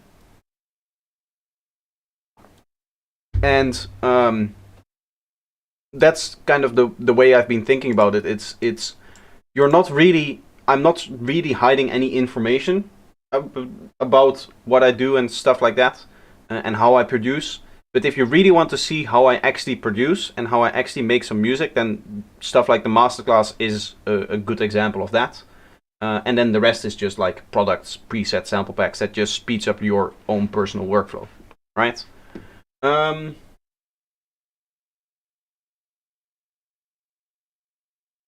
Sorry, English, not first language. Okay. Yeah, I just found the comment a little bit strange, so I was like, it's a strange way to say it, right? Rape usually means something really, really bad, and I think almost everybody knows that. But now you do. So, how much do you usually charge for mixing and mastering? You will find a link on my website for that. Let me quickly pull it up. Did you guys know I have a website, by the way? And did you guys know that I offer mixing and mastering services on that? No, because I never announced it. Apart from in the mixing video. But on my website you'll find this PDF right here, which has the 3 packages that you can get, and it tells you everything that you will get. And so this is mixing and mastering for a whole project. Depending on what you want, this is like the minimal package, so it's just mixing, mastering. You'll get some feedback on the production, and you'll get 1 revision. And here I do some editing for you. I clean your kick and bass for you if needed, and then you get 2 revisions. And here I can do drum replacement and additional production even if you want to. So I can do some like ghost production on your stuff. If there's a few things that you want to maybe have changed, or some things that you cannot do yourself, then you can go for this package here. There's a consultation option here, so you can just request some consultation for me. And there should be, yeah, already happy with the mix. Then the master itself, I offer mastering for $50.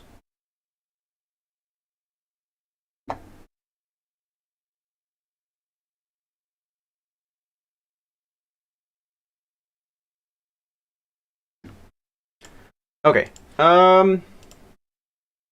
Next thing, I should try to maybe make something on the offbeat here. Let's see or here maybe.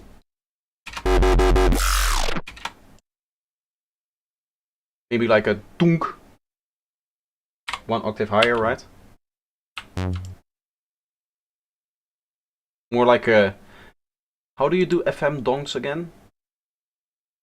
You know the hard bass kind of style, the hard bass donk? I think I know it. I think I know the basics for it. Is like this, if I remember correctly, like 1 octave higher.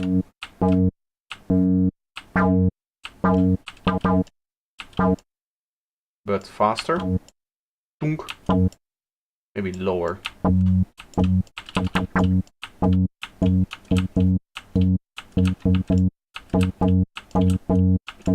I remember that for the FM donk that people like to use, the tuning is very precise. Maybe I should even go with the normal basic shapes on both of them because of the overtones that the other one has. Yeah, this sounds cleaner already. Right, this is it. This is the kind of standard donk, I guess. We just distort that a bit. Compress it.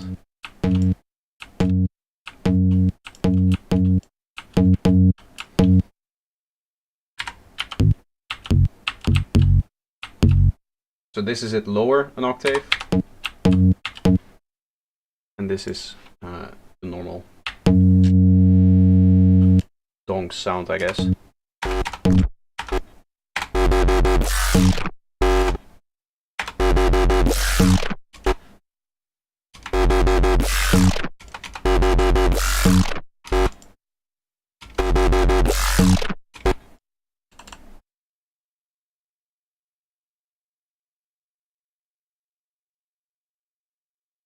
Link to that PDF. Oh, I'm sorry. Let me go to my website again. Here you go. Triplets are also nice in dubstep. What I'm trying to do is, I guess, stay in this rhythm here. So this is halftime, right? Which is the every other beat you play a thing. So this beat plays nothing, this beat plays nothing, and I make a little bit of a rhythm in there. But I want to stay also within here. And I guess if I use triplets, then maybe it's a little bit too much, right? If I make a triplet thing from maybe this here, or even if I just set this thing to triplet 8th notes, I think it will be a little bit too complex for what I'm going for. Which note is this? We can try to do a B here.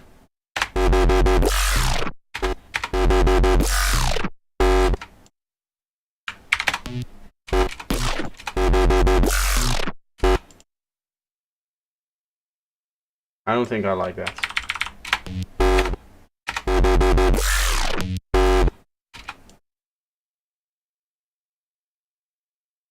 Maybe not going for donk.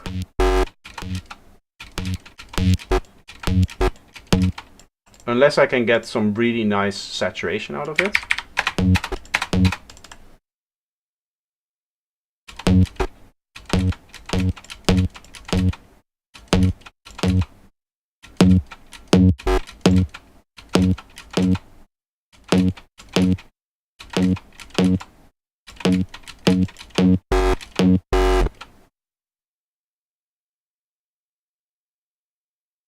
What is that thing that makes the wah sound? This one. This is the patch. If you want to copy it, you can just pause whenever you want. You should have seen all the settings. It's an FM setup with a lot of modulation coming from this thing here and this thing here. Cool trick actually is the fact that it becomes more and less stereo over time because I'm increasing and decreasing the hyper. And then the kind of pitching down is just the tape stop, which is a bridged plugin. You can see 0.64. So this is a very old plugin that you have to bridge from 32 bits to 64 bits. And it doesn't have an interface, like it opens up like this. This is not like an error or a thing not loading, like it literally just doesn't have anything. You just control it with these 3 parameters that are in here. So you just turn the trigger up, and that means that it will start pitching down.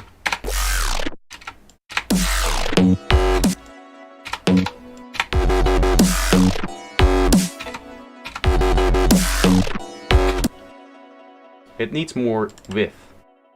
That's what's missing here.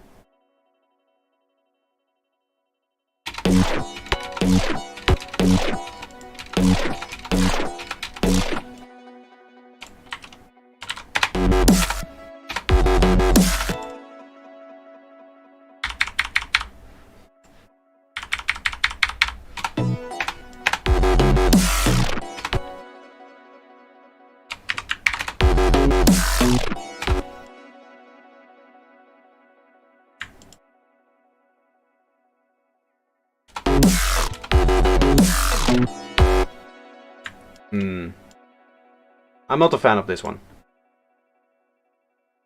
Serum so powerful. Yes, very powerful. Very good synth. I'm going to leave this in the, I guess, the turned off for now, and we'll see if we can do something else. As I said, I'm very rusty when it comes to dubstep stuff. We have a crooker bass, we have just like a standard bass line.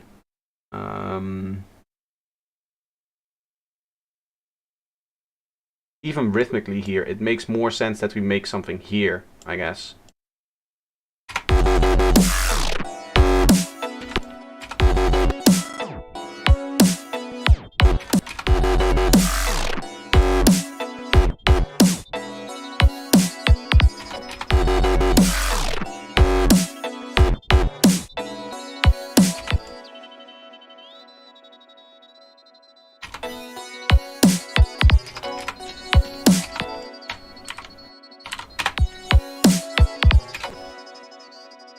Maybe here we do like a beat wobble thingy.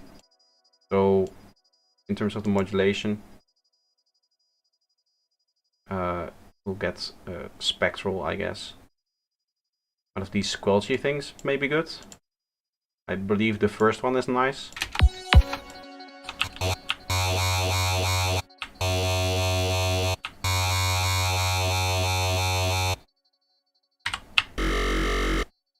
Yeah.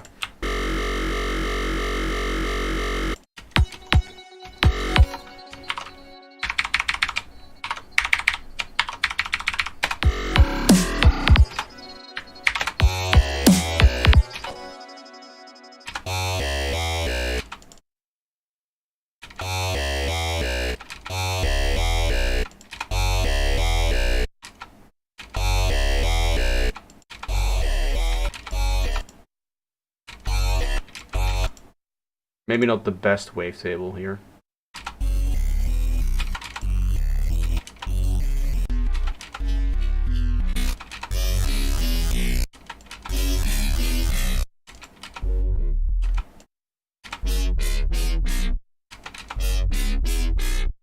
Just like a very moving thing like that.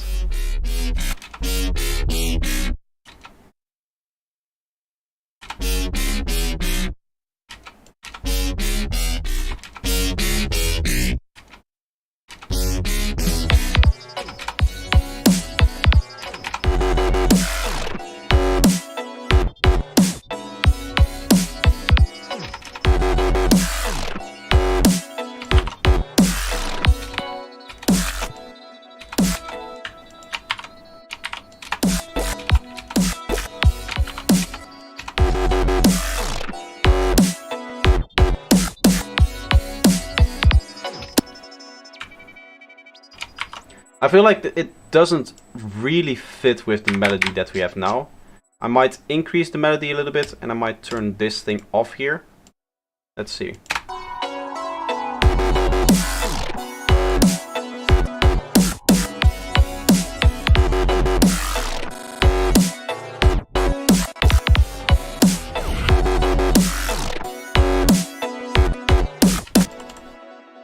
Maybe some more processing on it overall, and then I'll low pass it a bit.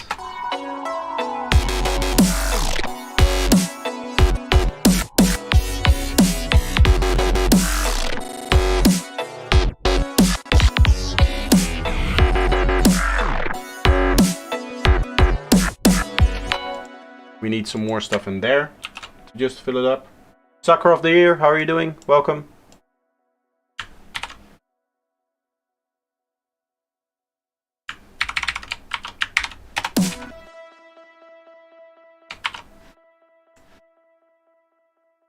Let's try something different here with like an octave jump.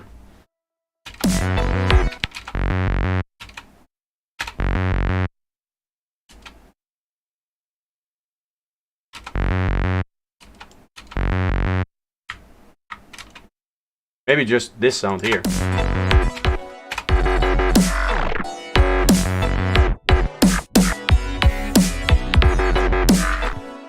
I might have too much going on actually.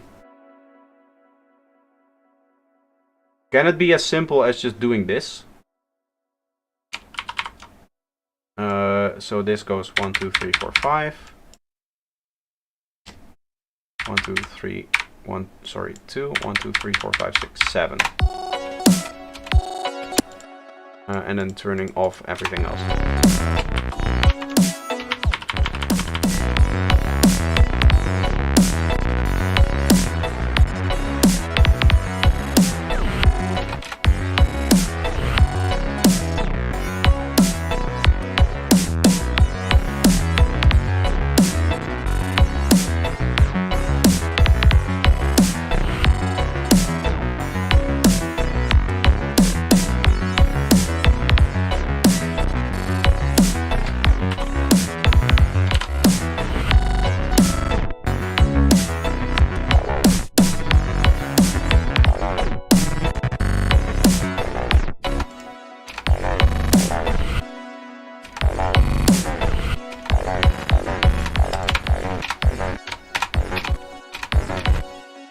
Okay, now it works. Sorry.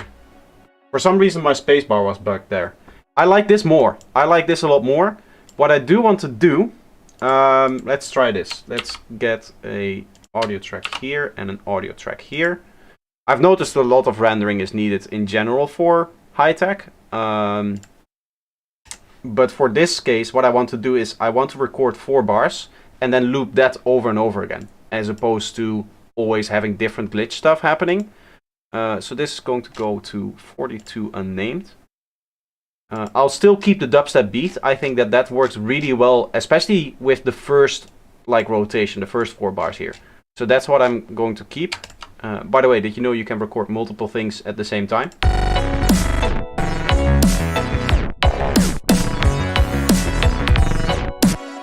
So we just take that. That's going to be our thing here. We don't need this anymore. We don't need anything in here anymore, except the group processing.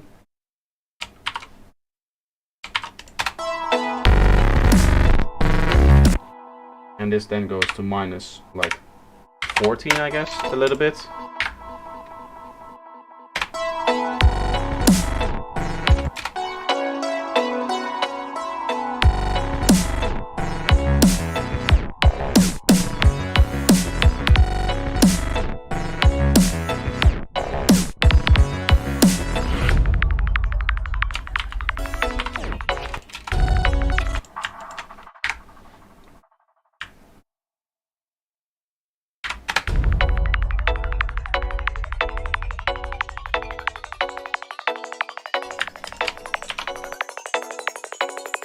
The highest technology.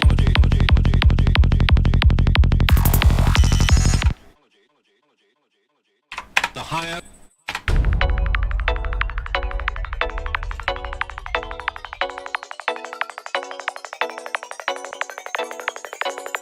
The highest technology.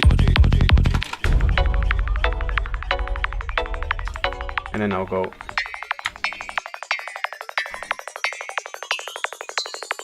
The highest technology.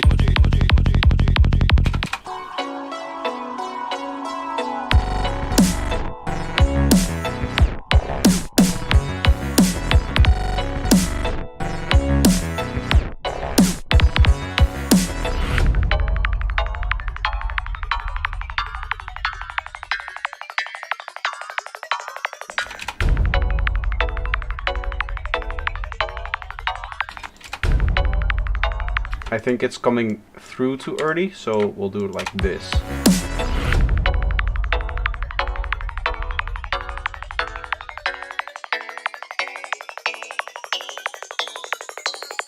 The highest technology.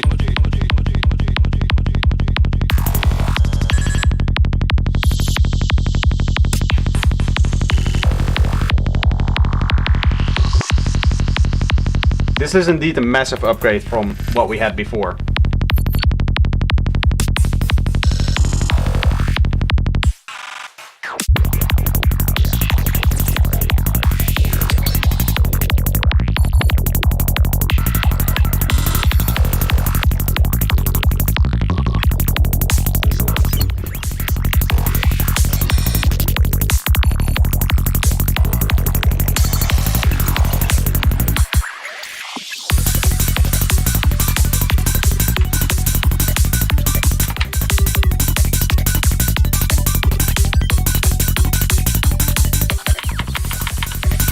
Want to make the snare a little bit slappier there, a little bit tighter.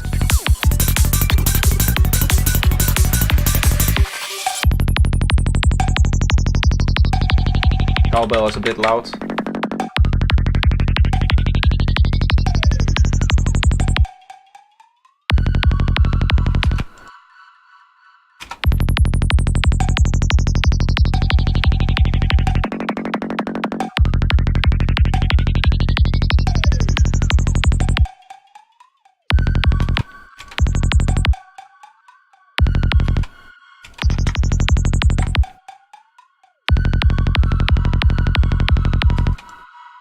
I think one of the main things that I need to, I guess, fix a little bit is what we should do is have one more section in between here that kind of announces the melody that is about to happen. Let's take everything that we have behind here and just move it back 16 bars. And I can do that because the little thing is turned off here. And we're going to take the melody, which will adapt to work for this. We can remove this here. And then I guess I can duplicate this over here. And there should be a good way to like transition that in, right? Do I have just the normal bass melody as a whole? I don't think I do. Just like that, we'll duplicate that over. This should be the one that is like, yeah, completely good. Okay. So then we take our kick, put that here, and just duplicate that over. I wonder how well this is going to work in terms of being able to edit this. Like as a video. Because maybe I haven't been explaining everything at all. Maybe I need to sometimes, at some point, do like a little bit of extra recording for it to just explain what I'm doing here. It can be hard to think about how it's going to work when you're going to turn it into a video. But I think it will work out better than the other way that we were doing it, where I was just recording myself for an hour, producing, not really getting any work done. And I think now, because I'm really streaming and it has been 2 hours, the upgrade is a lot bigger, and I think people will appreciate that. Also, I get to use some of the input from the chat, which is really nice, so that always helps. So what I want to do is I want to make this a little bit more complex. I want to make this fill work in here. So this is going to be a 2-bar fill, which is quite a lot for high tech. But we'll do some cool stuff in here, maybe with some other basses or some cool glitchy thing, whatever. I am going to take a quick break because I've been streaming for 2 hours non-stop. So what I'm going to do is I'm going to put on one of my songs and have you guys listen to it, and then I'll be right back. To be honest with you, we have still been working on only this part here. I guess we did the cowbell thing here, which is an upgrade, but I really wanted to continue on this. We just had so many things to fix in here that we just literally didn't have any time to work on the thing that I actually wanted to work on. Maybe I'll do more of these. Maybe if this works in terms of video idea, I'll keep on doing this where I just live stream, do like a production session, and then chop it up, take all of the interesting parts, all of the, I guess, sound design and whatever, the interesting conversations maybe, and just throw that into a video. Anyway, let me find a track.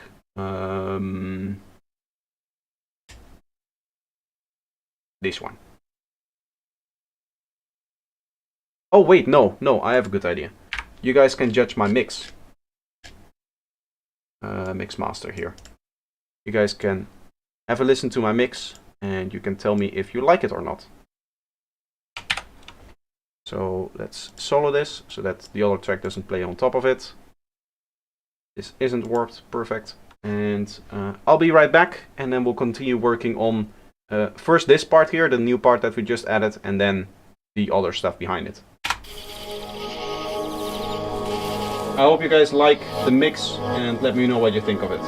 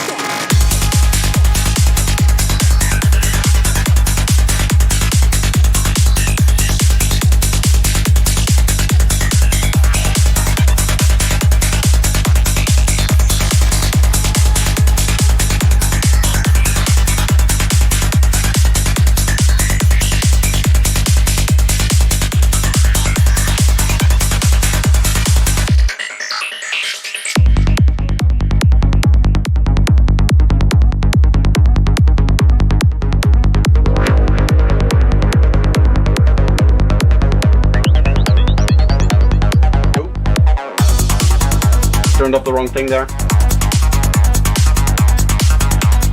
Let me quickly get something else and then I'll be back.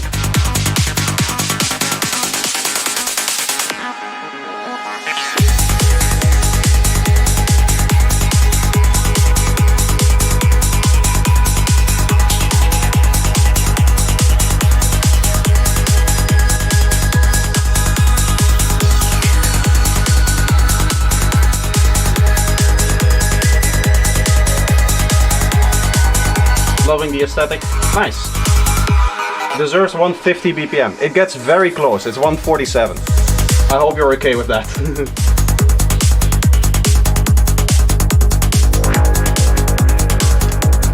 Time for some snacks.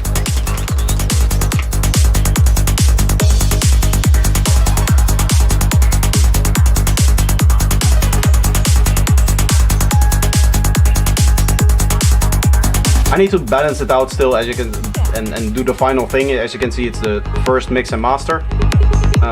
I think there's one sound in here that I just heard while I was putting on my headphones that is maybe a little bit loud. It's that like long sweep thing. Other than that, I'm pretty happy with the balances that I have.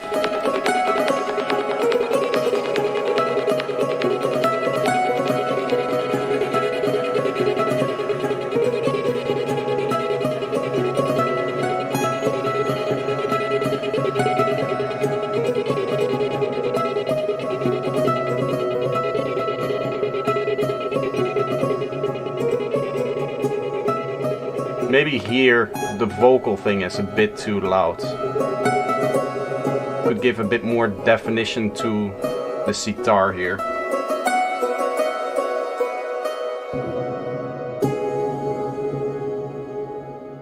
There's some strange rumble there at the end. What's that all about?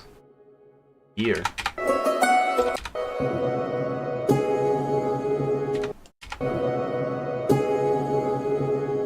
That thing there.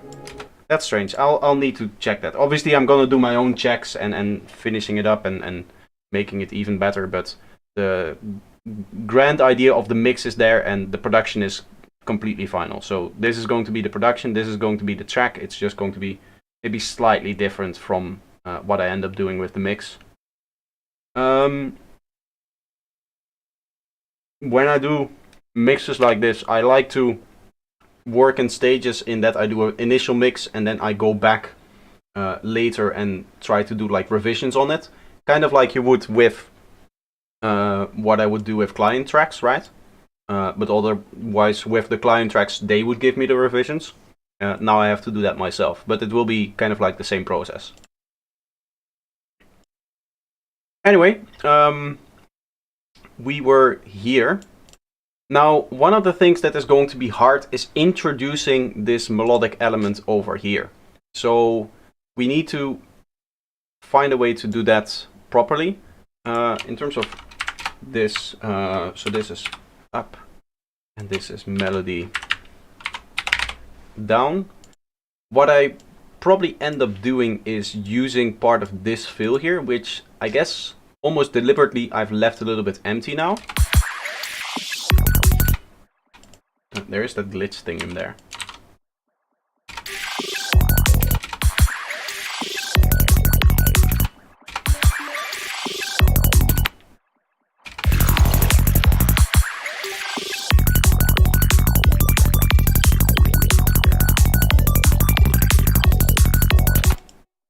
Oh, now it's playing the beat repeat every time.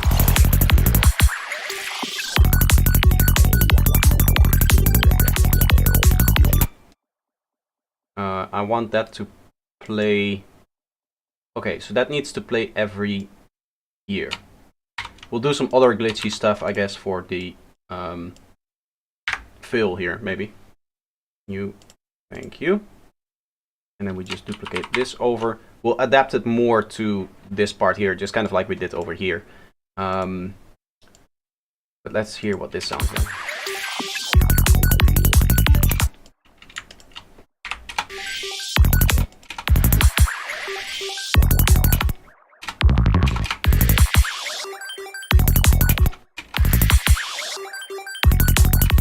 What is still playing here? Or does this have a delay on it? Ah, this has a delay on it. Aha. I want full space for the melody here so that it takes over.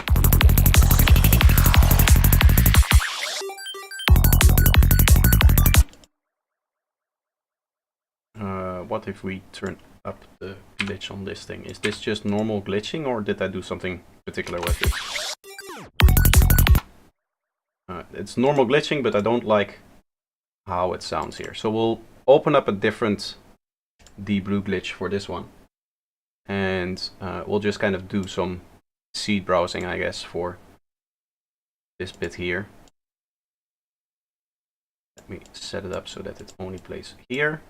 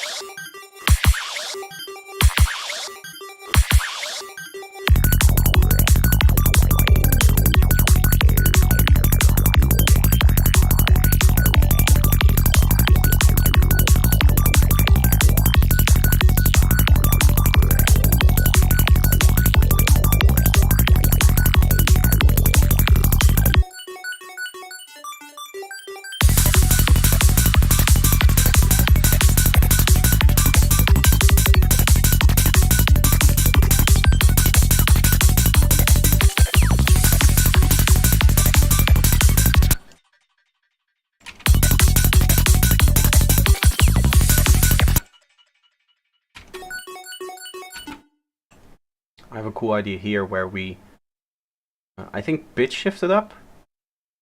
Other. The M transformer here. I'm just trying to implement a few extra ideas so that we can then carry them over into the other one. 75 is what I want, right? That would be an octave, I think.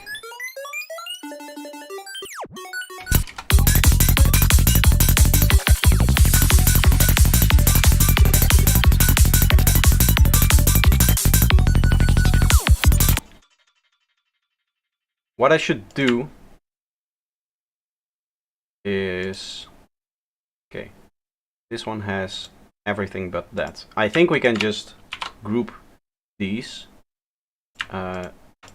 set this to 0 and then like minus 19 on this one here, and I'll just grab all of the plugins from here, throw that onto this, and we can get rid of that. That way we save a little bit of CPU, and it will be applied to both at the same time, and we can go to 0.25 for example on this too.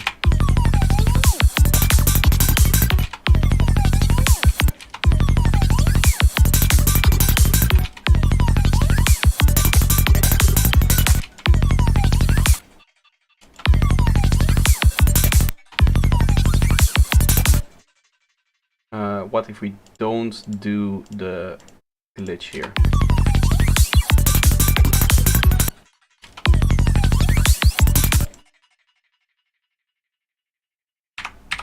.75 for 1 octave here.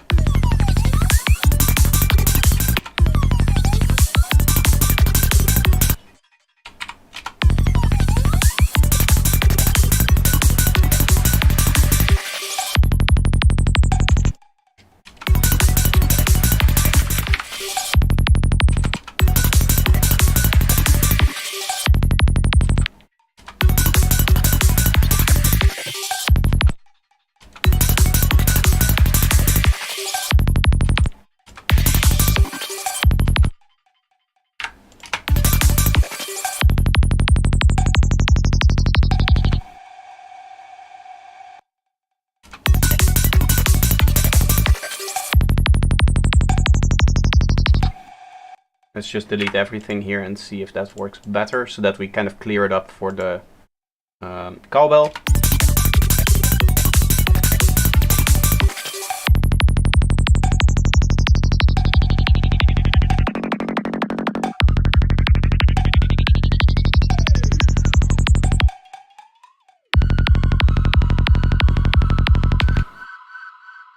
Okay. Okay, so now we can try to play a little bit more here with the idea maybe of the pitch shifter just kind of going.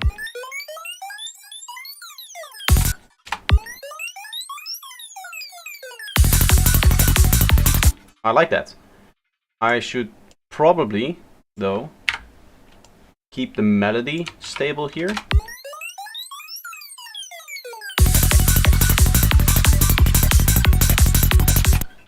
And then maybe see if we can glitch it out a bit more over here. I think... yeah, so this is tape stop effect even here. That's kind of cool that it's... because this is all ran... oh no, wait. This one is tape stop at the end every time. Okay, yeah, that makes sense. That's why it would do that. I was like, we're getting very lucky with these tape stop always being in the spots that I want them to be, but that's because I set up the plugin that way. Okay, so what do we do here with the drums? How we, or the whole thing here? The kick and the complexities in that. Maybe already here to announce the change in the melody, it would be nice to remove this, I guess.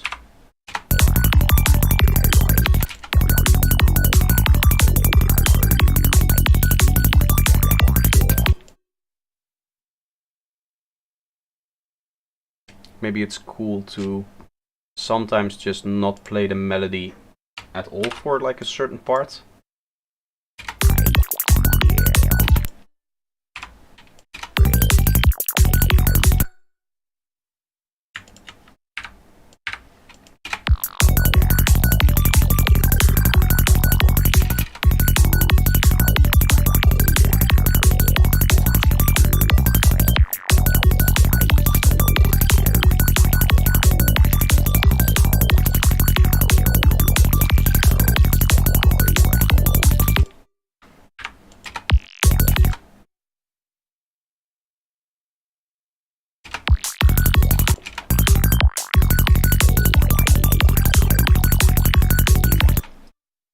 Little variation there in the snare is nice. We'll do something cool here. It's kind of hard now trying to think of a kick idea for the complexities that I haven't done yet. Maybe this might be a bit too aggressive for this spot here.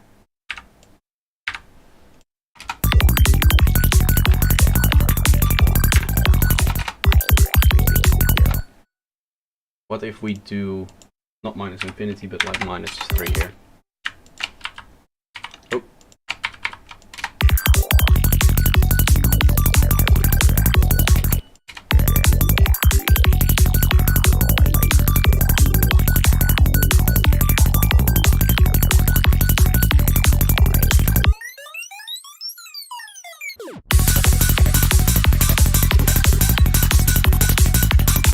I like how it transitions into this now.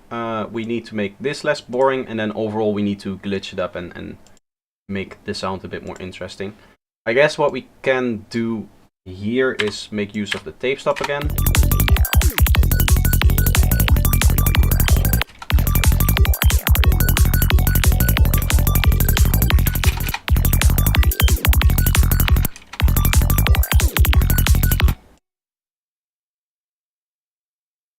Either that or we do it manually like this.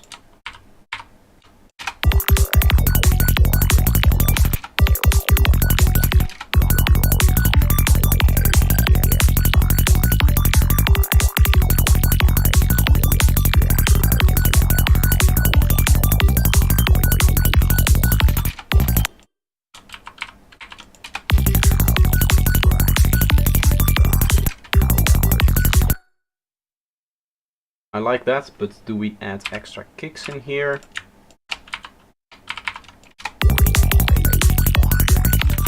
I don't think so.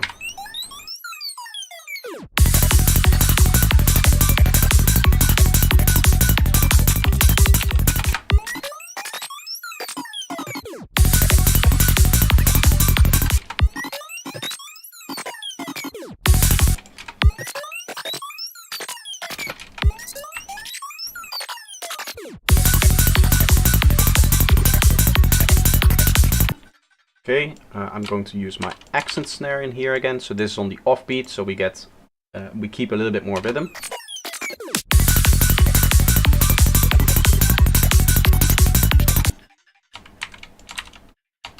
Maybe like this even.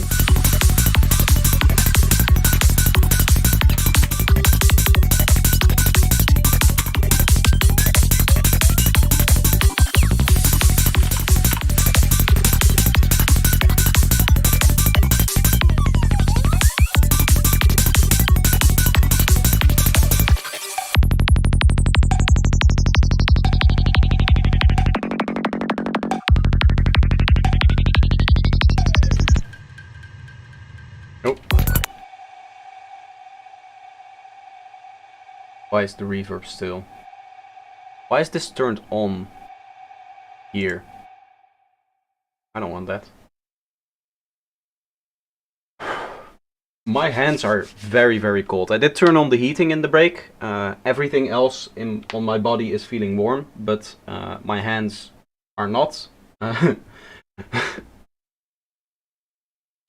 I've contemplated wearing gloves inside my own apartment, but I think that would be a little bit sad, so we'll just have to do with the heating. It just takes a long time for my apartment to warm up properly. And because for the rest I'm wearing pretty, like many layers, the rest of my body is very warm. I just feel my hands being very cold. I'm gonna watch your stream for fun because I'm bored. Okay, welcome. That's the goal here, to entertain. Also for you maybe to learn something, but mainly entertainment, hopefully. I mean, I'm not that funny, but I hope that you still like the stream and enjoy everything. So, let's listen one more time here.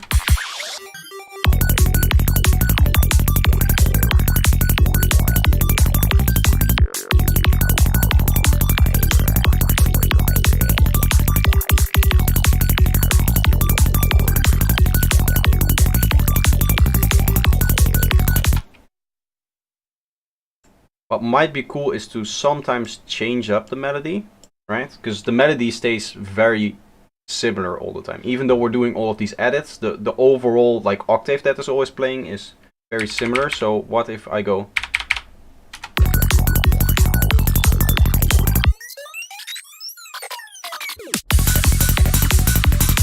like that there and maybe here as well to mirror that.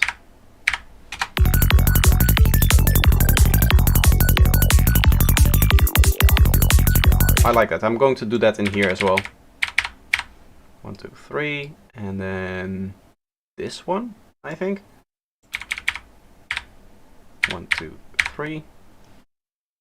Also, do you have a feedback stream at Sunday or not? Because I miss a lot. Yes, I do have a feedback stream every Sunday, as much as I can.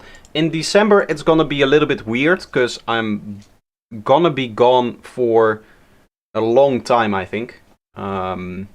First going to go back to the Netherlands, and then I'm going to stay at my parents for a while.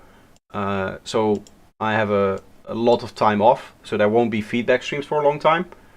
I don't think I'll be bringing my laptop and headphones and doing it there. That would be it would be a strange way of doing it, because even then I would need multiple monitors to, you know, check the chat, check Discord, check my stream itself, all of that stuff. But other than that, like before that, there will still be feedback streams.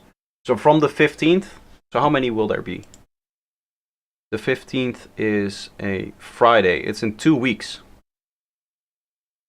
Yeah, so then the 3rd there will be a feedback stream, and the 10th.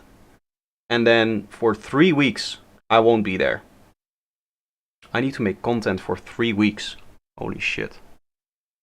I have 2 weeks to make 3 weeks worth of shorts and videos.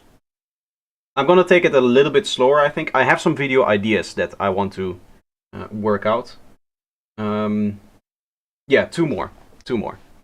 And then I'll be gone for a while. I don't want to stop posting, so I definitely need to make shorts in advance for a long time, like up until, I guess, the 5th, 6th of January at least. because I don't want to come home, have to instantly think of all of the ideas for all of the shorts that I want to make next, because I do shorts in batches of 5, right? So I'll record 5 shorts at the time. I'll have to record a lot more in advance, so I need to come up with a lot more ideas. And they need to be quick and easy to execute, which is going to be the hardest part of it.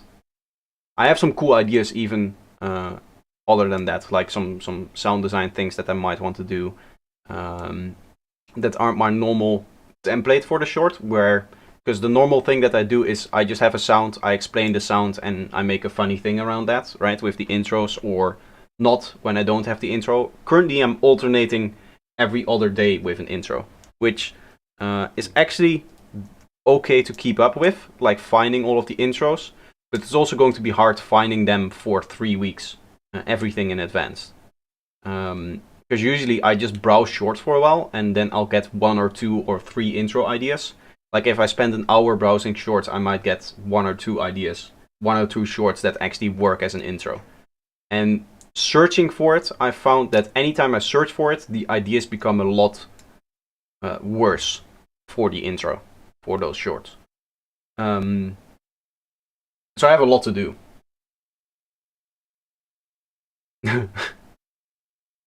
Kind of getting scared of all of the things that I have to do now. Anyway, let's start working on the part that I actually wanted to work on today, which is this part over here. I like the pitch down effect in here, the way that we're pitching down, right?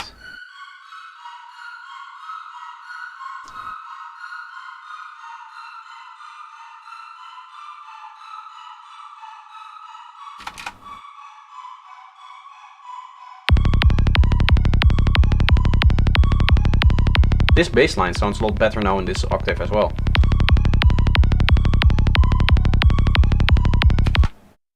Okay, maybe let's first work on the kick and bass here.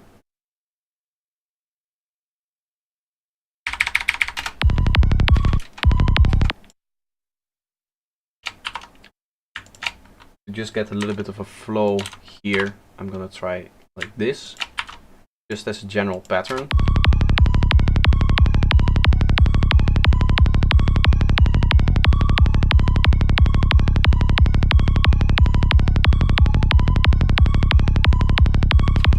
Just kind of flows up every once in a while. This is a fairly common pattern where you just go in the middle note, you go up. I went up 5 semitones here. You can do 7, which is a perfect fifth. That might be a little bit more harmonic, but because we're pitching down over here 5 semitones, I'm keeping it the same key as this, so that would be plus 5 semitones, and that's why I'm going 5 semitones up here. So I'm gonna need some effects in here to make this transition work. I'm thinking of how I'm gonna do that. What I might want to do is add another bass line here that is like pitching down with it in the same way. And I should be able to just copy over the M transformer on anything I do in here to keep it in key with whatever we have going on in like the main idea. So I think we go... Maybe let's go like halftime here so that we get more impact from the bass line again.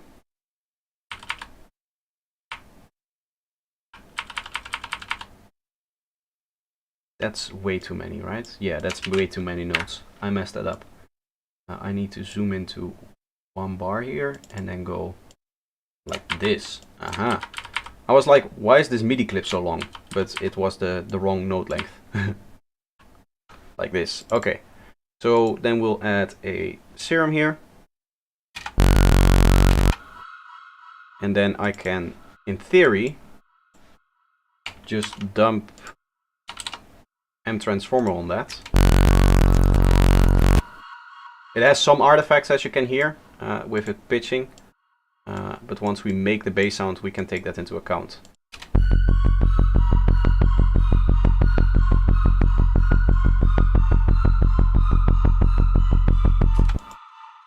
I could just do it with a pitch bend, right? That will get the same effect but cleaner maybe.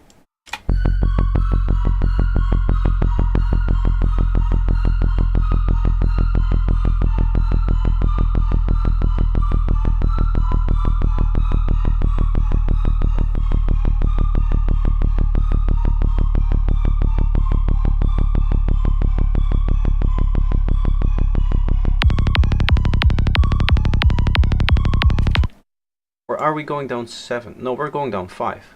Why does this...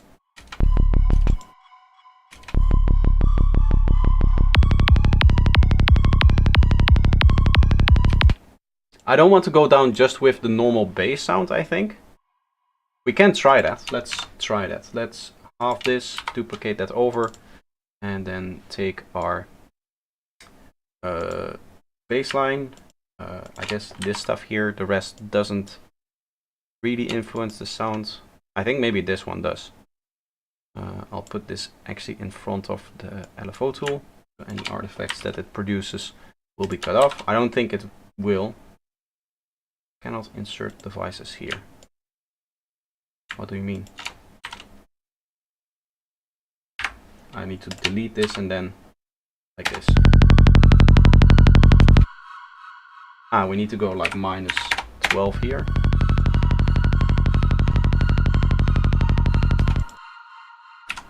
And this goes down 5 semitones, and then we should be able to use this for the kick and bass or the bass line here.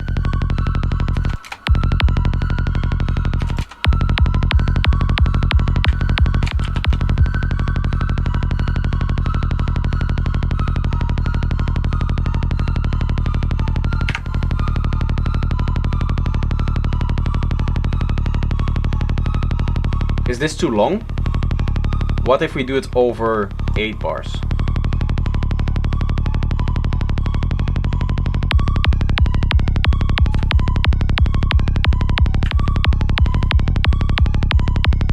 We take all of this mess and just move it forward.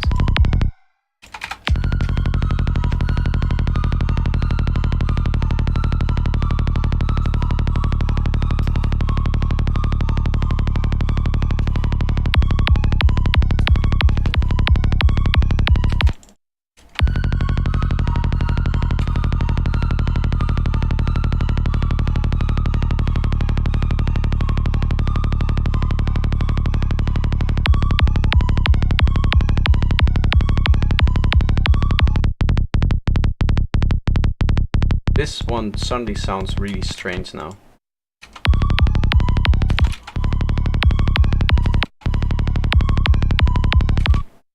So this is 5 semitones lower, right?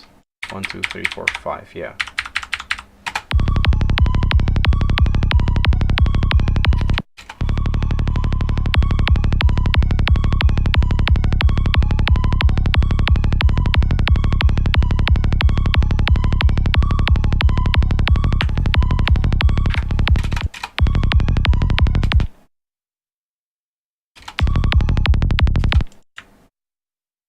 Do a little fill in here, and I'll do like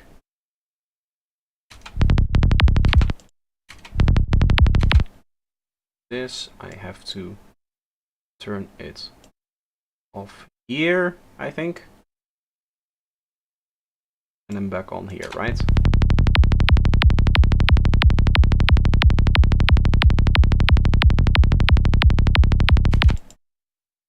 It doesn't sound as good as it did before, the bass line, for this part here. I do want to have the same patch because I do want to make this transition work, right? Because you cannot really do that with 2 different patches, because then you'll notice that it's different. I'm not a big fan of that type of genre, but this sounds good. Thank you. This genre is called high-tech, so now that you know, you can avoid it, I guess.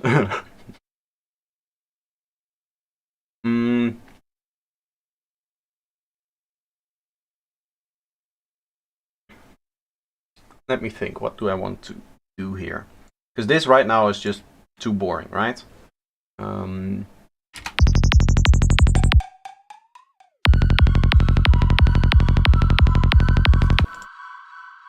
Should we have this coming in over time, like fading in here?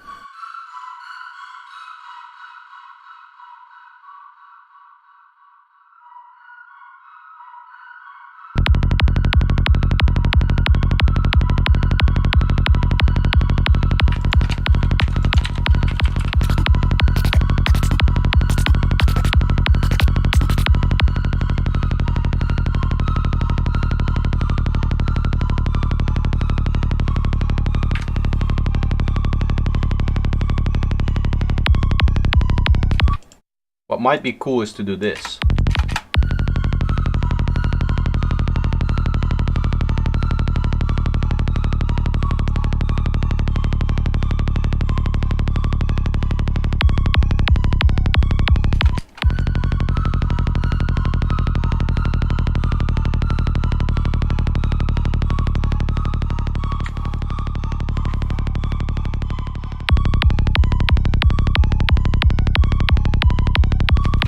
Why does that sound so weird?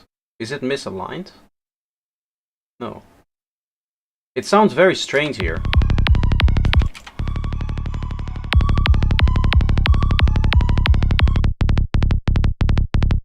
When I solo it, it doesn't, but...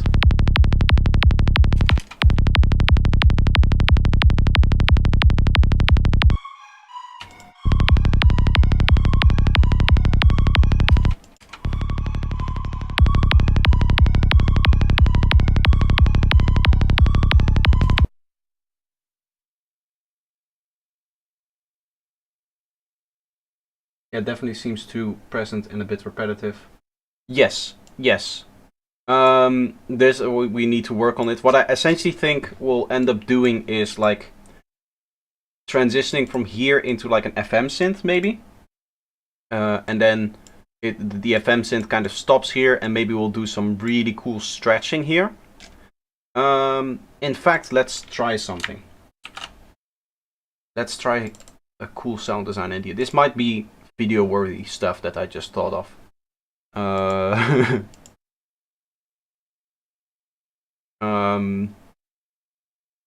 Okay, I need some FM. Let's just browse some wavetables till we get a good one. Or tones, I'm sorry.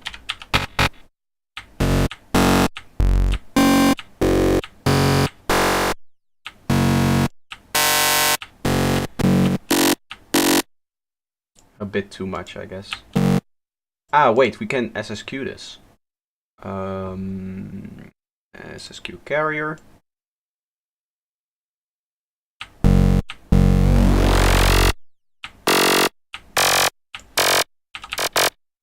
Like that. We'll make sure that this is...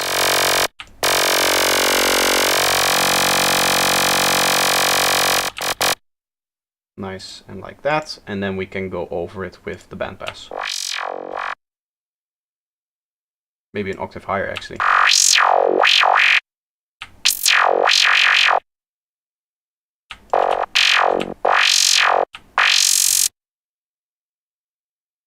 Maybe not this one an octave.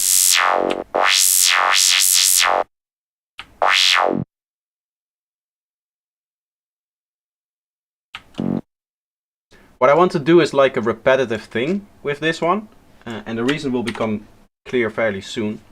But we at least need a repetitive melody and maybe even a repetitive modulation, and then I want to do some cool like slowing down effect on top of that. Maybe with the tape stop, maybe with the granular synthesis. You can do some cool stuff with granular stuff as well.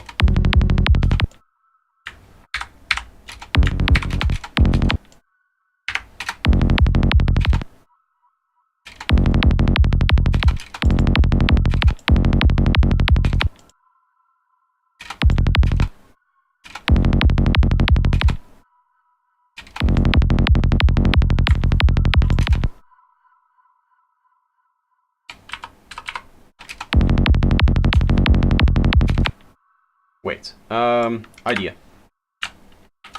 We can use rhythmizer for our loop. I have it in the thing here, I think. Rhythmizer 2.0.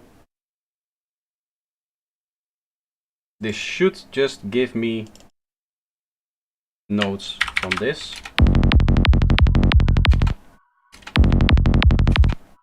And I should be able to set probabilities here. Want some random gating on that, right? And then instead of this, we go 62.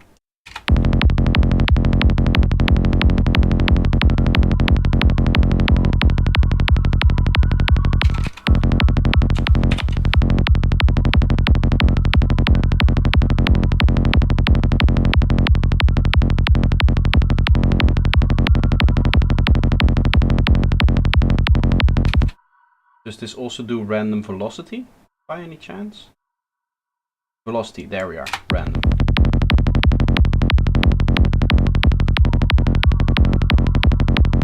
Okay, what we can do then is instead of the macro here, we can set velocity.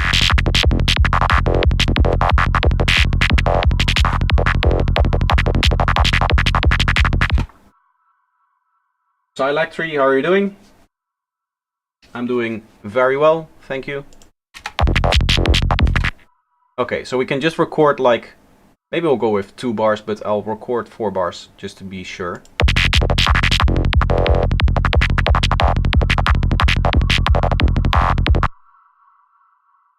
Perfect. Oh no, not perfect. It's recorded over it, but okay, yeah.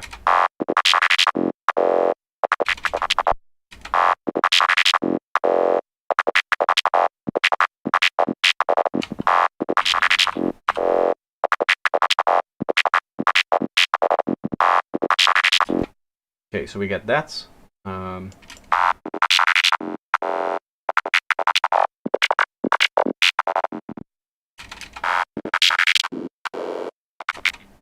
Let's see if we can find a nice tone for that actually.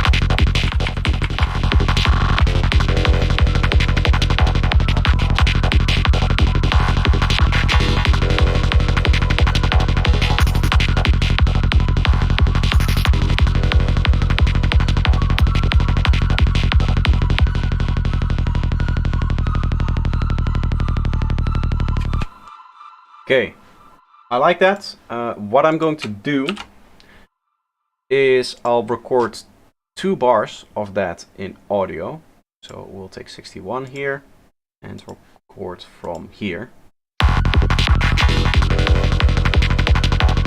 Wait.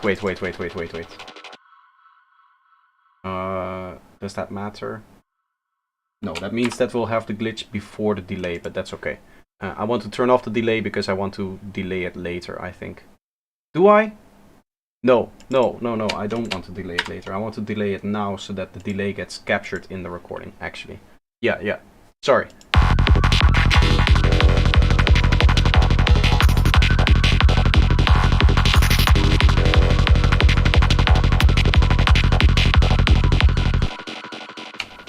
Okay, so we just get those 2 bars. And then what we do is we get ourselves a simpler. Yoink. We'll throw this in here, and then what we can do is without snap set a short loop length we can play through it over time, right? So you just play a C3 note. And if you just set the starting point of the loop to the same speed like this, you get the same playthrough. But let's set this to 50% and let's slow it down over time. So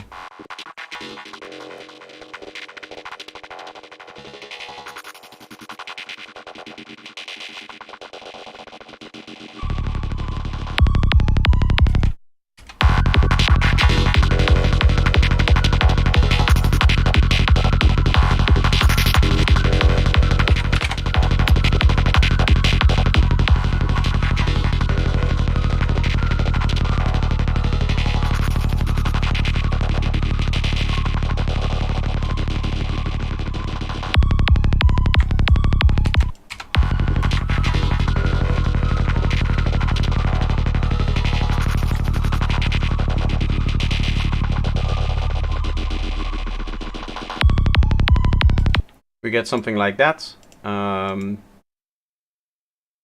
then what we can do is filter that out, right?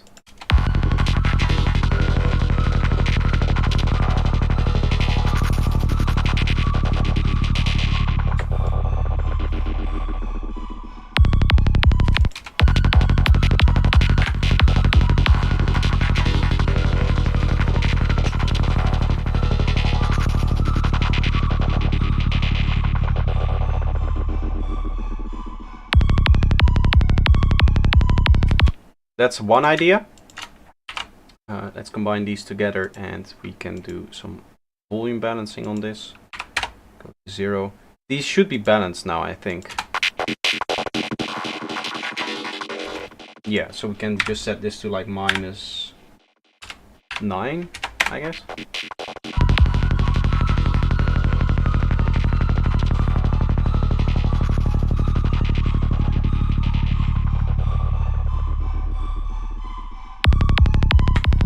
I want this to go down faster. What that essentially does is it removes the click, so we don't have a reference rhythm for when this thing starts to slow down. I think that will work better. This could be a little bit higher, maybe to 100, so we still get the bass from it.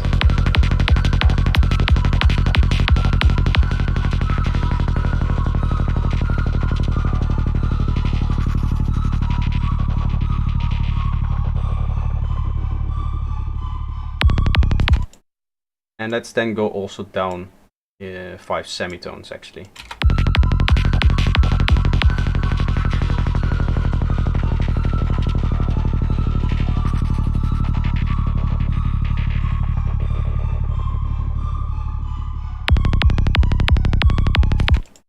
Here towards the end it should really just turn down in volume as well, this bit here. So that it just really makes way for the other elements, but we can still hear that it does the slowing down thing. I like it more with the pitch as well, because that harmonize, or it works better with this thing here. So now we get something like this.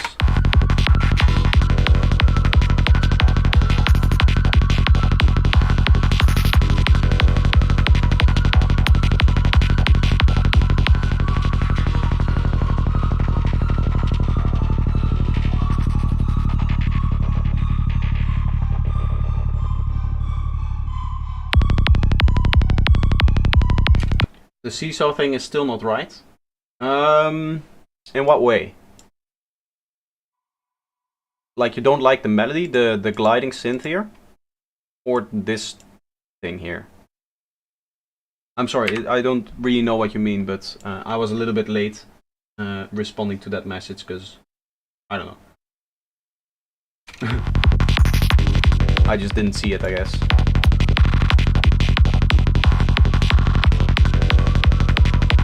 Let's see how this transitions here.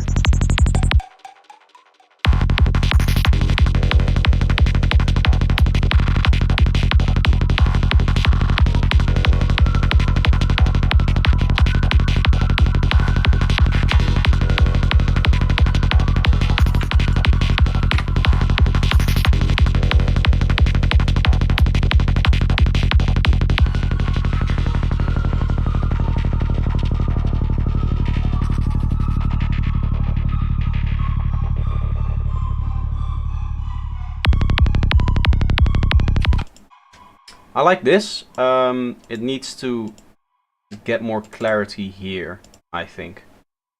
Because there's like rumble in here, I think.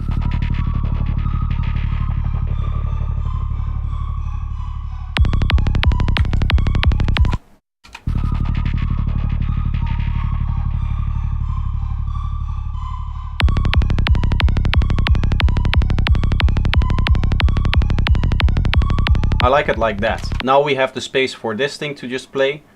And we don't have to worry about those two elements clashing. I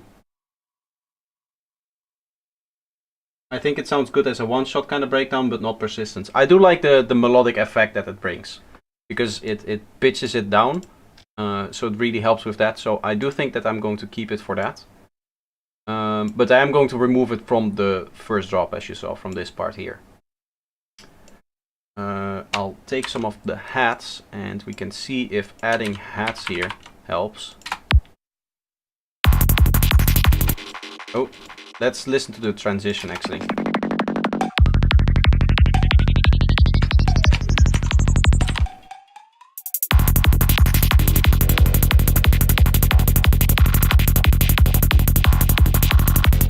That's pretty cool.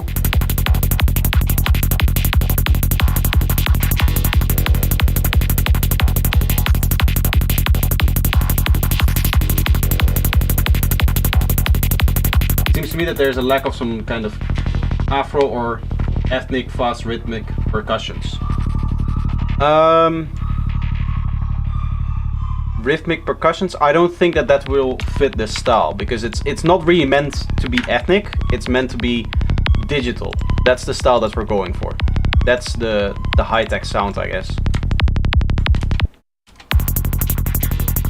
I will finish the melody, because otherwise it doesn't resolve properly.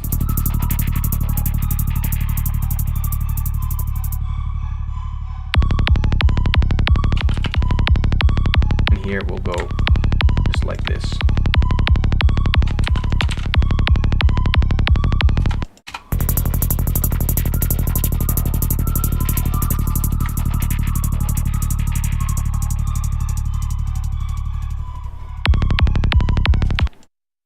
I think this might be a little bit too slow in going down, so we'll go like this.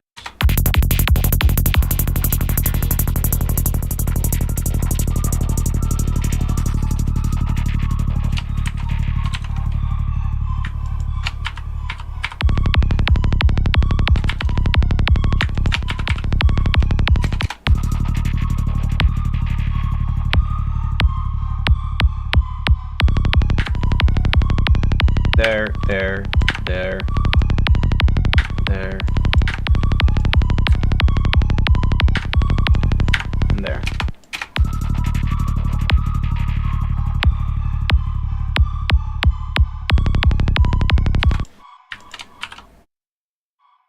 Let's do it like this, actually.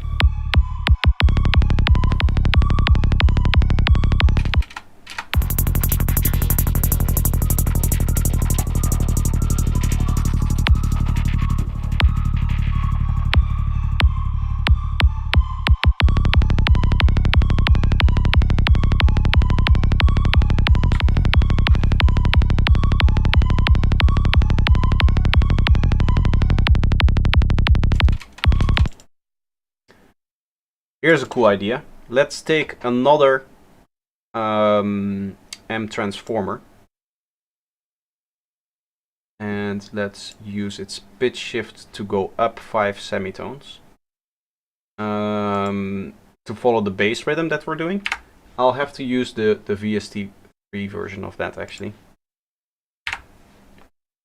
So I'll have to search for it, because in VST3 you get to set actual like, how would you say that? The actual parameter value in the automation, so that makes it much easier. Like you can see here, this is set at -5, right? If I go in here and I configure the pitch here, you can see that these two values match. With VST2 that's not the case. Hello, can I go to 0 please? Apparently not. Anyway, so what I'm going to do is I'm going to just go into the part where it's going up here. And we'll add like a very small slide to it where it just goes to 5 semitones up, so that that follows what the bass is doing.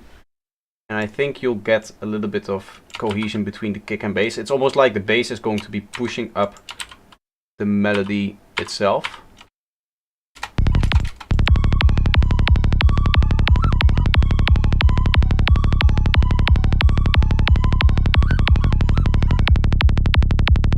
I don't think that works. we gave it a shot, but it doesn't do what I wanted to do. Had to move away. Thanks for the dubstep patch. You're welcome. It didn't do the thing that I wanted it to do.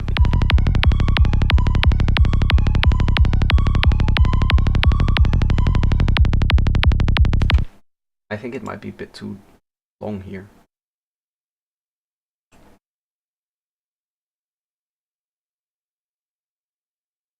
Or we'll just glitch it out here in this part. And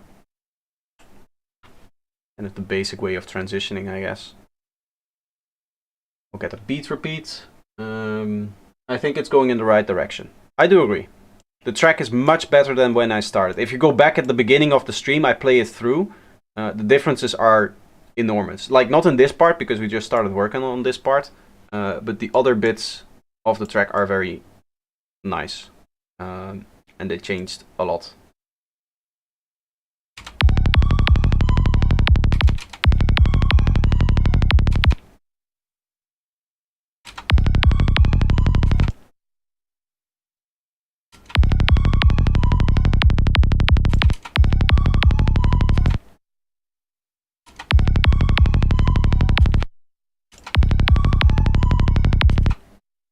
Oh, I need to insert, of course. Okay, so this needs to be 1/4. This needs to be...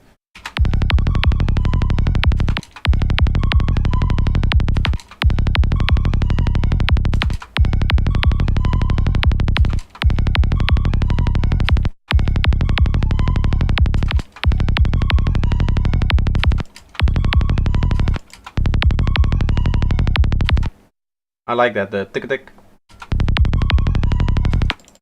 That's what I want. I like that.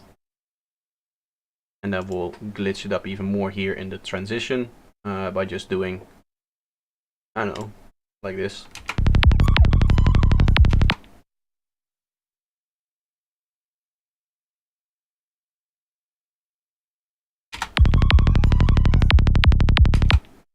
I like that. And just to make sure that it really cuts out,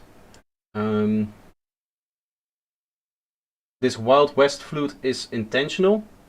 I mean, it's not intentionally a Wild West flute, but I did intentionally put this melody in the track. Yeah, it didn't randomly came into existence. I was the one that put it in the track, and I had my reasons for it.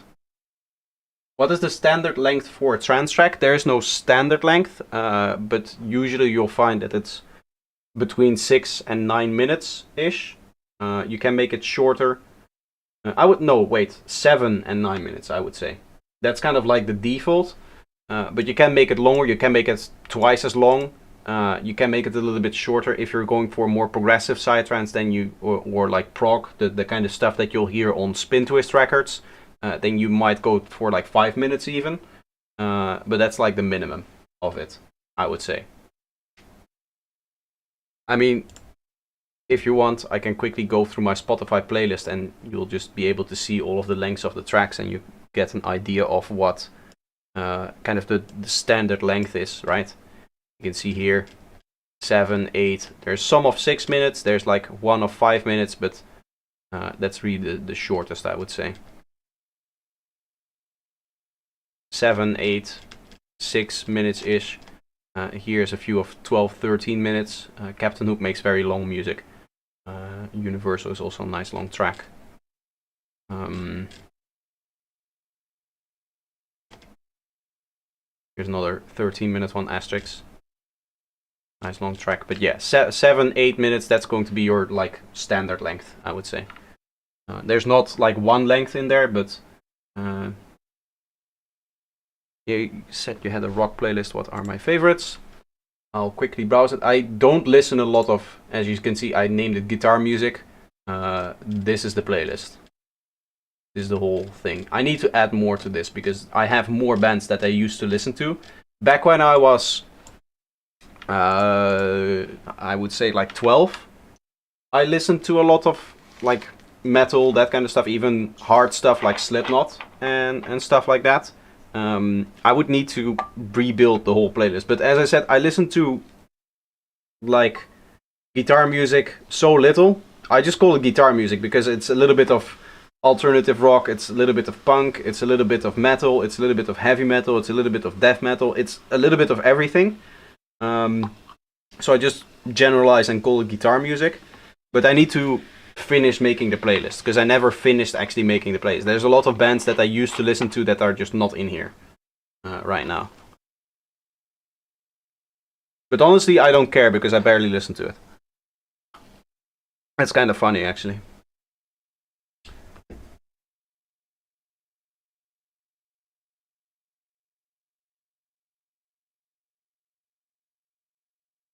I wonder if the synth thing could be made more mechanical sounding instead of more fluty, hosey kind of thing.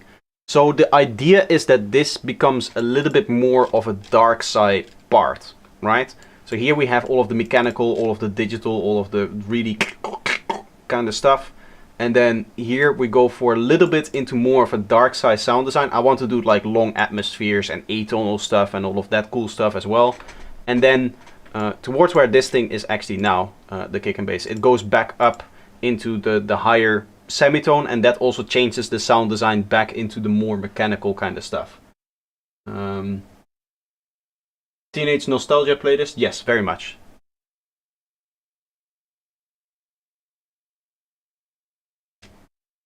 So actually, like, what I would do in terms of sound design is maybe, just to give you an idea, stuff like this, right? Very, not so much mechanical, but more the kind of dark texture stuff and the atonal stuff. That tends to work really well for it. So we'll go up like that. We'll pick ourselves a nice sine wave. This needs to be random. And then you just go...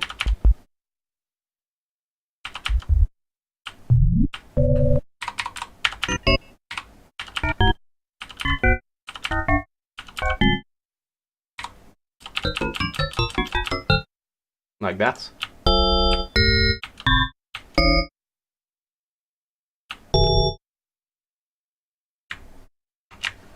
What might be cool is to use the same rhythm so that it just takes over the rhythm here.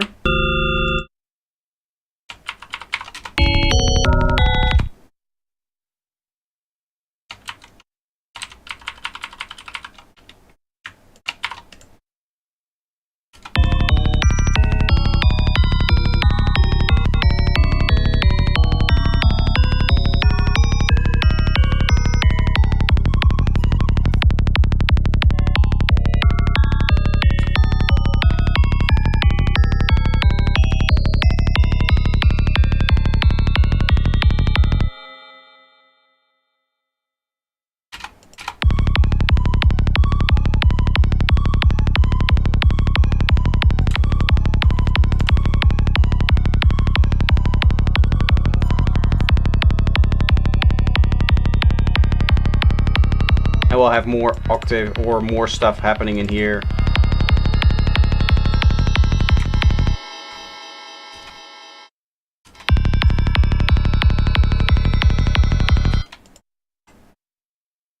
What I want to try here is the kilohertz reverser. It's a plugin that I never really use. Where is it?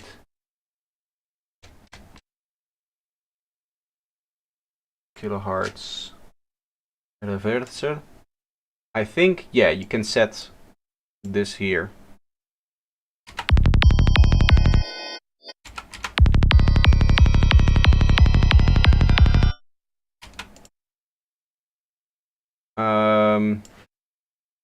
What I should probably do then is move this there? No. Here.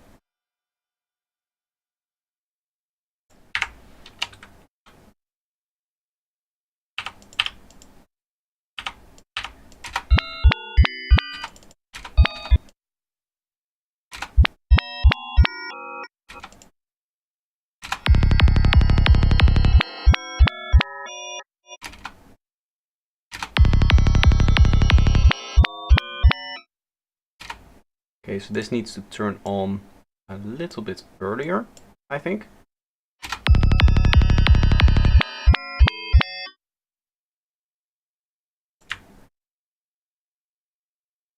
It almost reversed the whole beat then.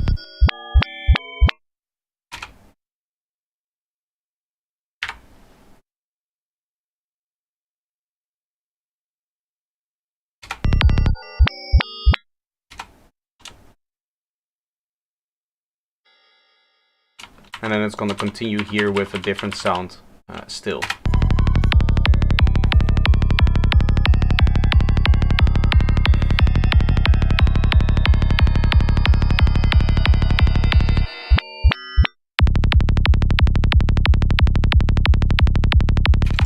I think this is the point where we want to go big melody stuff on the bass line.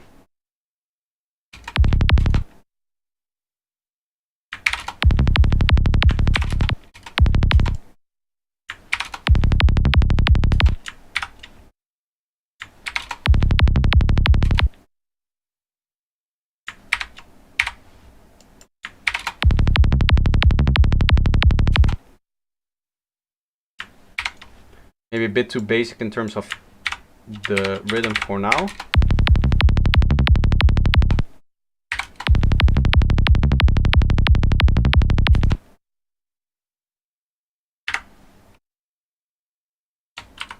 Maybe I want to do some melodic stuff even in here, right? In fact, I actually can use 1, 2, 3, 4, 5, 6, 7. 1, 2, 3, 4, 5. Yeah, so I don't want to go like low, high, low, high. I want to keep it more interesting than that.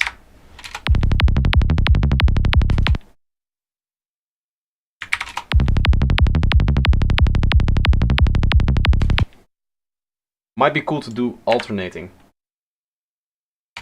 Here and then here again.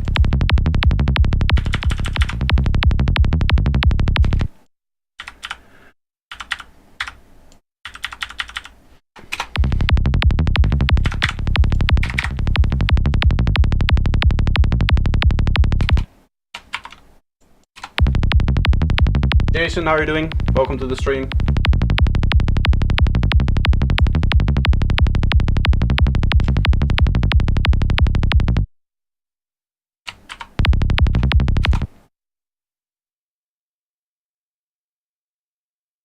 What I think I should do is make some MIDI hats in here so that we can layer those on top. Yeah, I do need a simpler for that. And then we'll take just like a normal sidetrans hat. Wait, were the two things open? Ah. For the longest time when I came from FL Studio, I was annoyed by the fact that if you open one folder, it closes the other. Like you couldn't have multiple folders open like you can have in the FL Studio browser. And now every once in a while, if you go in here, it opens two folders and I'm just confused. Like navigating, like now obviously after 7 years, now that I'm used to it, navigating through all of the folders with it automatically closing is so much faster and so much easier. It's like, but because I was used to the other thing, I was like, oh, every time I want to go to a different folder, it takes me out of the idea that I currently have. But once you get used to that, it's so much easier.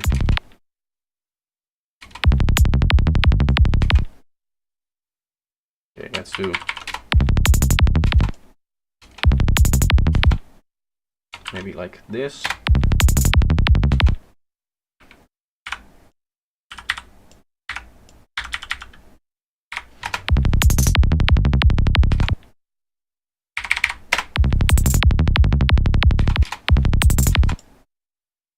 so that sounds a bit strange.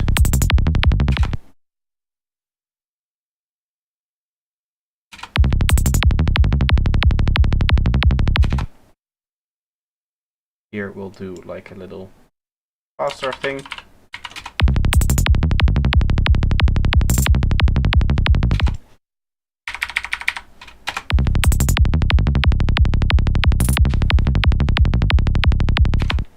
Asterix is one of your top artists. Yes.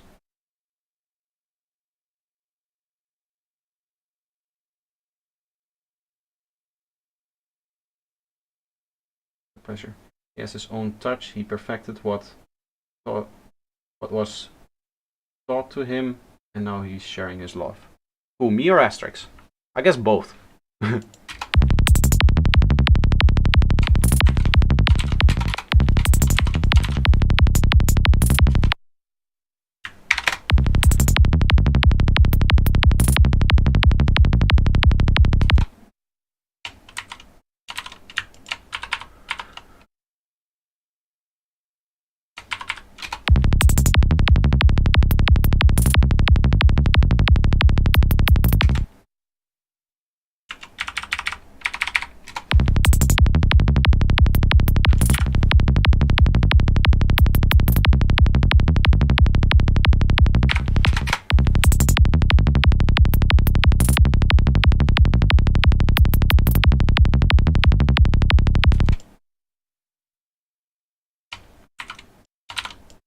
We will go up here.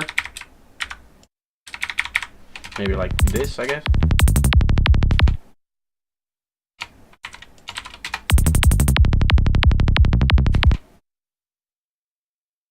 What are some techniques you took from Asterix and still use, if any? Well, not really, I guess, techniques. I guess the only thing that I really used from him is his way of arrangement. This is one of my tracks here, for example. As you can see, there's a lot of open space in this arrangement. This is something that I learned looking at an Asterix track. All these open spaces, all of the like longer fills and stuff like that he's doing. But that's just in general the way that you write more progressive style of psytrance. And that's what you get from there. I'm actually gonna make a video on this track that you're seeing here, talking about exactly that. It's actually a good reminder. I need to write this down because otherwise I'm going to forget the topic again. I was thinking about it before, like I did have another video topic that I wanted to make, but I forgot. He made a whole breakdown of one of his tracks. If you analyze his tracks stem-wise, what you can learn. Did he? I would love to see that. I don't know where that is. Is that just on YouTube somewhere online, or is it like paid content?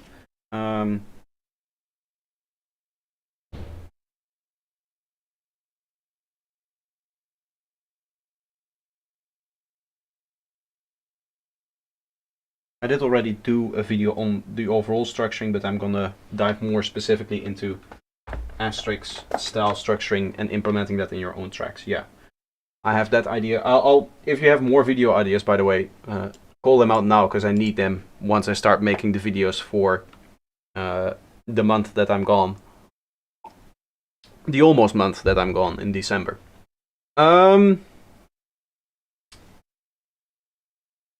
Okay. Let's continue writing the hat bits here. I don't know exactly what I'm doing here with the hats. What would be cool is to do a reversed version of the hats as well, but that needs to be lined up, I think. I did silly.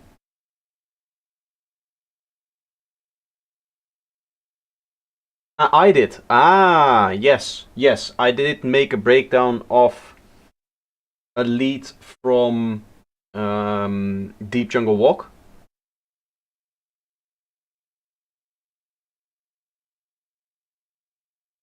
What I wanted to do here was reverse the sample.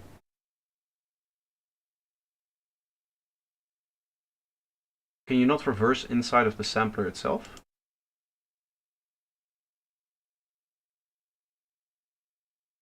Or am I not seeing things? Reverse sample, there we are. Okay, why is this not?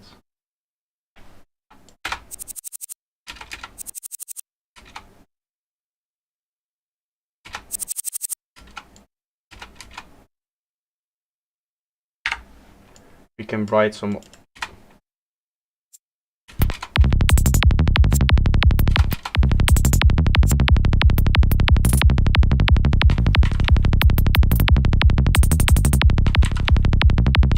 I need to remember to put it a note before what I wanted to reverse in, right?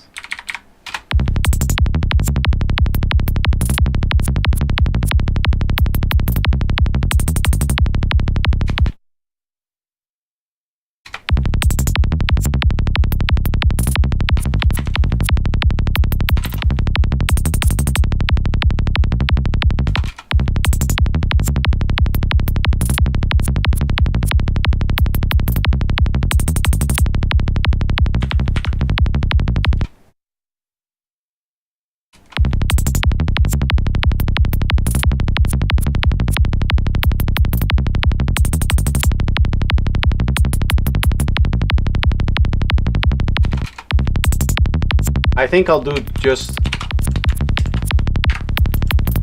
8 bars like that.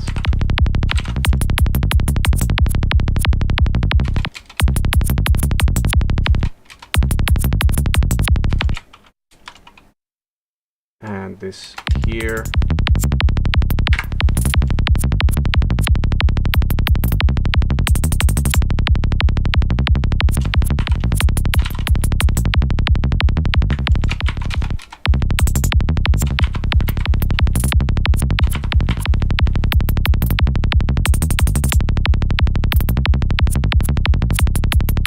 Maybe 3 of 3 would go well.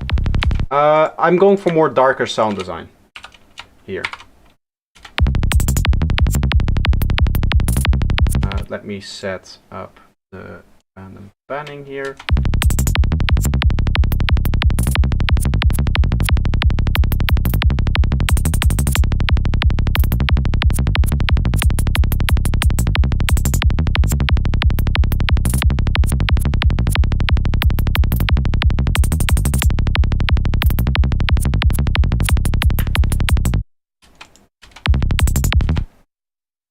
So I'll probably do a lot of one-shots in here.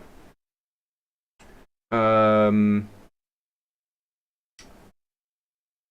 have some very ominous omnisphere atmospheres. That's a fun phrase to say. Ominous omnisphere atmosphere. Really hard phrase. But there should be some wicked dark things in here. Not that one, maybe an octave lower.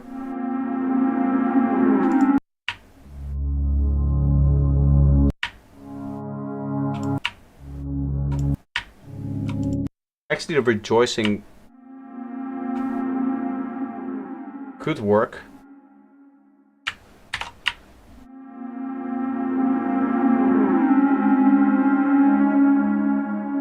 I would like it to have more of a reversing effect. I don't think it's there.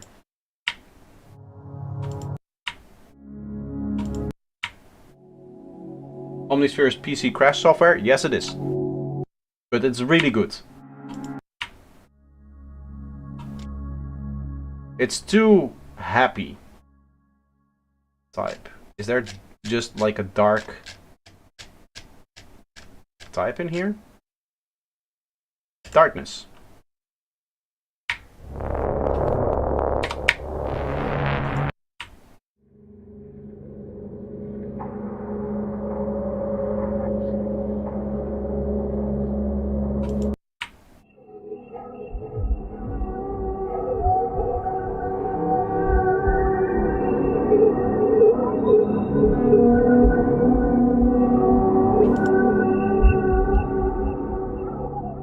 I'm actually scared. Please, Mom, pick me up. The sounds are too scary. I noted this down as a one-shot, but I think this would be a good atmosphere, like bed for the rest of it.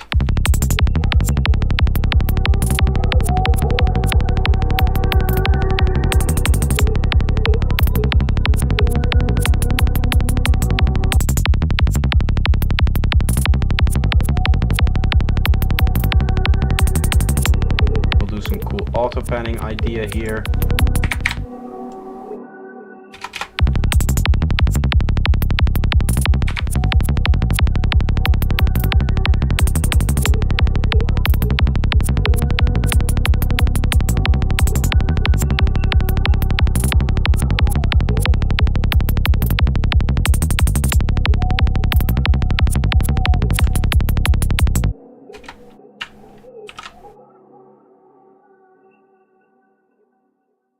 I use Distorted Reality 1 and 2 sample CDs. They're very, very good. I have the ones that come with the Omnisphere, obviously, but they're great. They're really powerful. Let's see, we already have some atonal stuff. Let's see if we can make some... I'll go with like one of those really resonant bandpass filters. You know what I mean? Where, let's set this to 99, where you just play the saw wave. Lower. Like that, where you get that kind of clicky stuff happening. Maybe even lower still.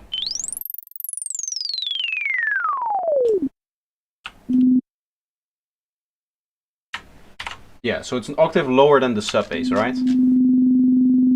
Yes, F-1, there we go. And then you just go down like this.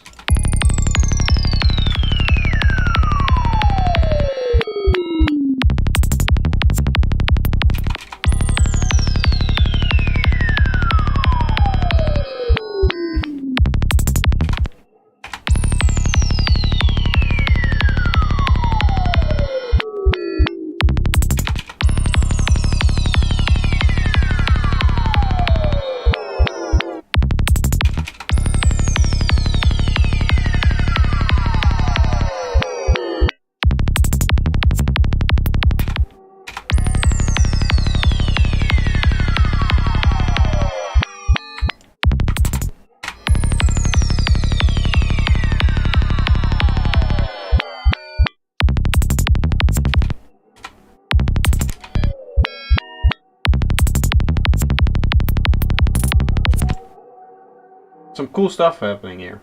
I'm between buying a DAW and the MIDI versus DJ controller. What do you recommend?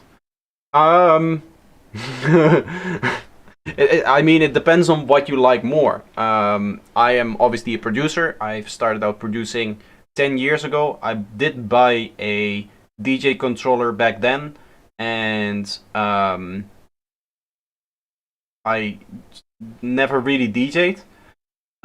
If you're really into DJing and you don't really care about making your own music, then you don't need a DAW, right? If you want to do both, there is a way with a MIDI controller and Ableton to DJ using this mode here, the session view, right? Where you load your track and clips and all of that. But I've never looked into that because I was never really a DJ. I love both. Well, then buy both. What you could do is buy a MIDI controller and a DAW and see if you can set up DJing in Ableton.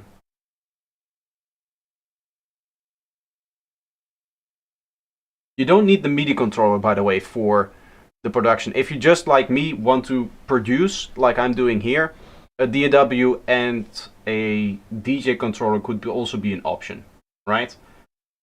So that you have the DJ controller for the DJing part and you have the DAW for the production part. But they're both very different and they require different things, so you need to make that own choice.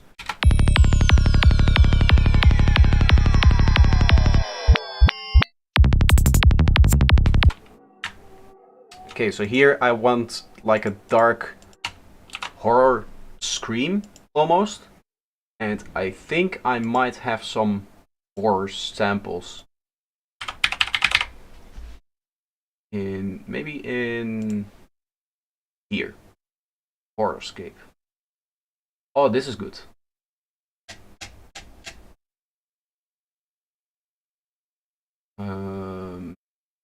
It's hello.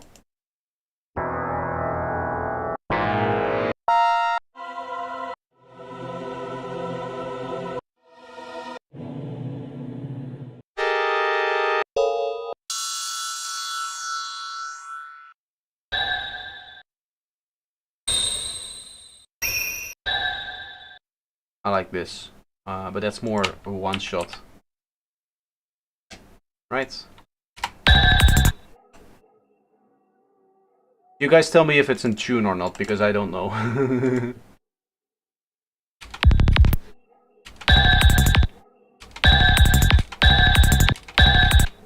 Yeah, it's around F sharp.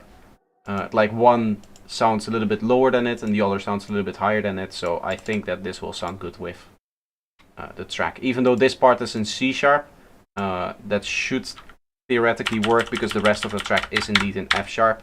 And that's like 5 semitones higher, and that's in the scale.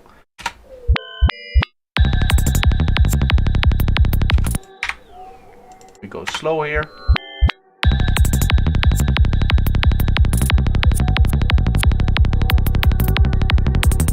Do long feedback.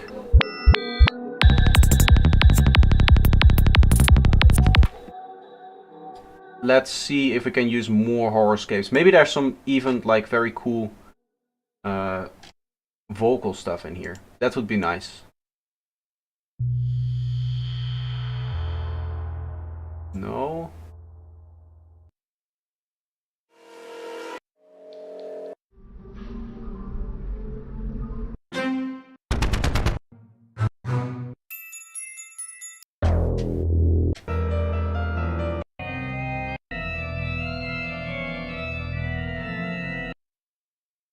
I don't think I have any ways of opening multi or the alchemy player.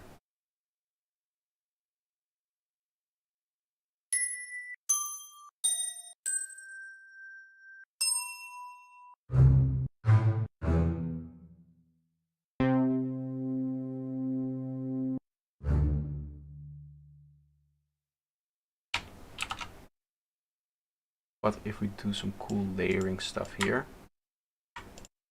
We'll tune that down. And then we also have a D2 that we can put on there. Also tune down. And then maybe like fan them a little bit.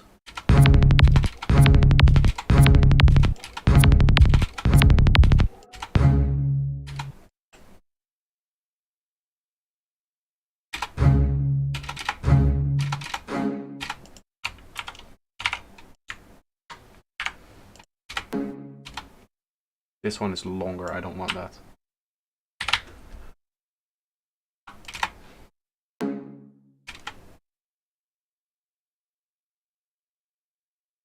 This a little bit more.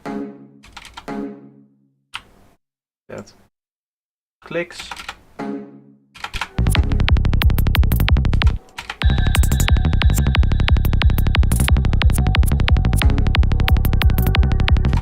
That too happy? Yeah, it's not. That's not dark enough. Okay. This is the part where there's a lot more experimentation because I really don't know where I want to take it. I was looking for some maybe very slow vocals that I could maybe stretch out, but it needs to be like horror, maybe like screams and stuff like that. I do have some vocal stuff in here, like a vocal toolkit, I think. Vocal ultimate vocals. There it is. I see now there's two things open, and if you close that, you'll close everything. What I want is spoken and shouts. No, not hard bands. Okay, so this doesn't really have what I have. Maybe if I just search horror, there will be some other ones that not really. Here, that's the same thing.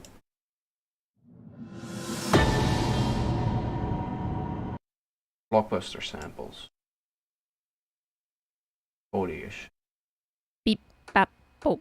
Defeat, fear, agony, anger.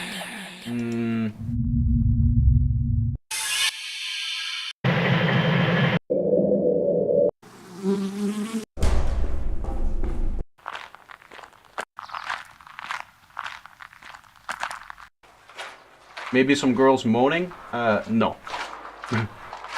No, it needs to be really like horrorscape, right?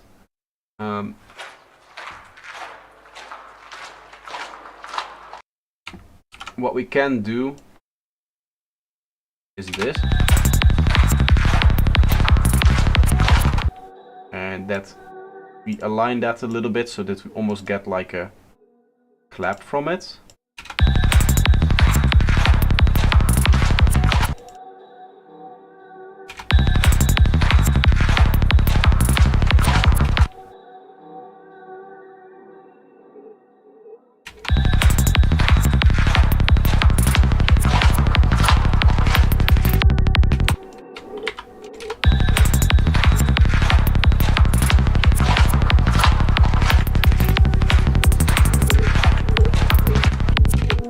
Seem to mix very well.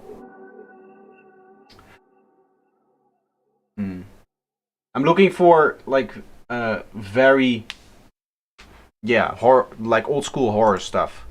I don't think I can look that up on stream right now due to copyright reasons, but I might be able to find something for the next time that we do this, and then we can work them in. In that case, what we should probably do is maybe a few more just like normal one-shots in here. Some waterphone samples if you want horrorscape. Let's see if I have any. Waterphone also.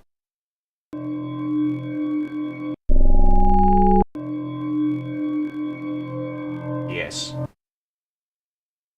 I agree. That's good stuff.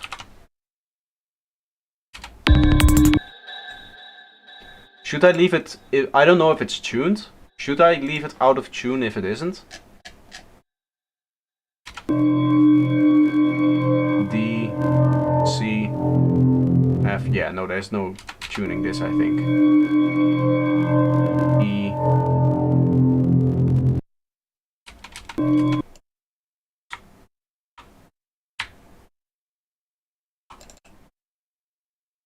I don't think that that's tunable.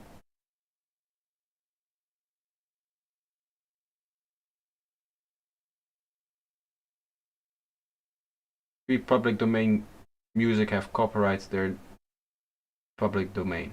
Movies, not music. Once you have a stream of your own, you can start to browse YouTube, whatever you want, looking for movies. I'm not willing to take that risk with my own channel. Knowing that 3 strikes, your channel gets deleted, and I get regularly struck for playing other people's music on my live stream and giving them feedback. I'm not gonna risk that.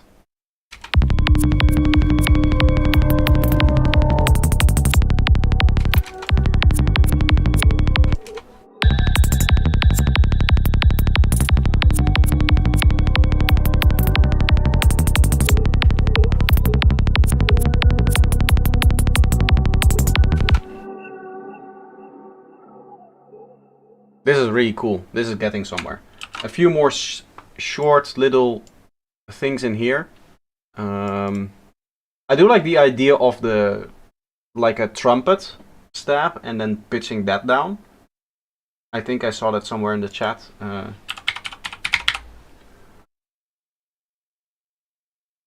We have any?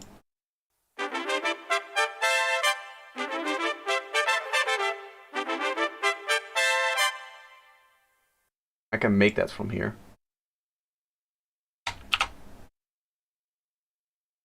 YouTube has a very broken detection algorithm. Slightly, but the more broken thing is how some people think about copyright and that it doesn't apply to some things or stuff like that. Copyright has a reason. Okay, let's see the...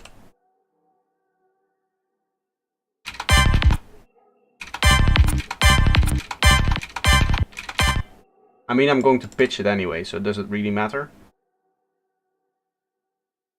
I think even the out of tune of it, if it is out of tune, as I said, I don't know, I can tell, is going to enhance it a little bit more.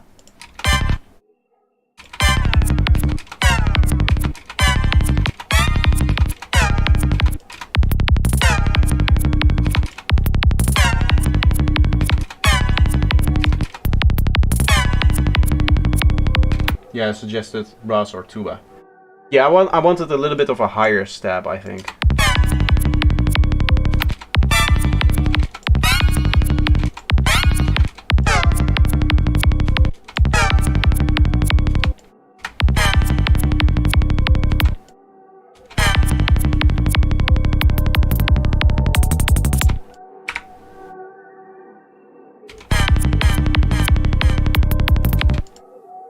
What if we just pitch it down over a long time?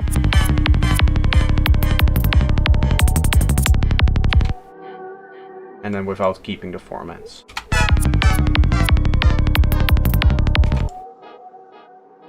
That makes such a big difference.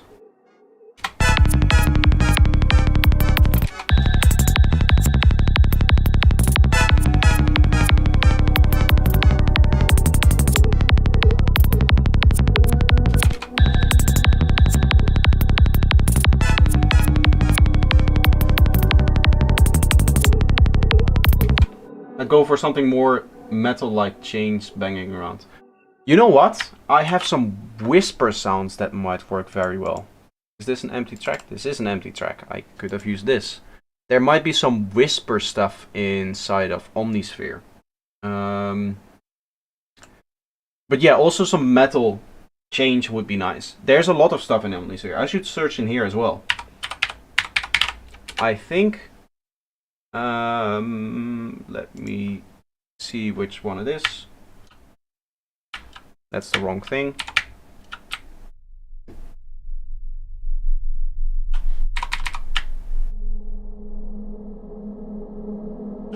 Not the one that I meant.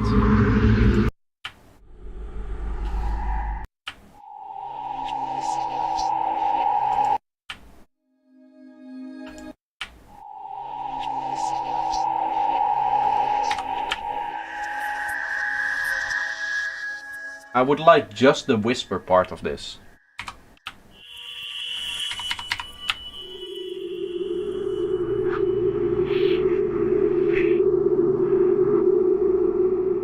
Do you hear how there's also like a constant sound under it?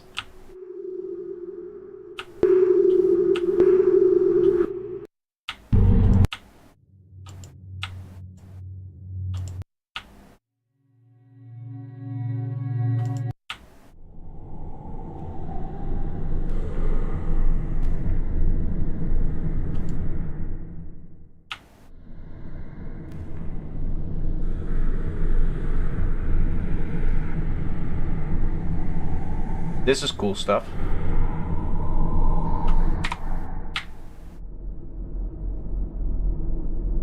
Just came back and the video was 2 times speed. Imagine how crazy it sounded. It's some actual psycore then.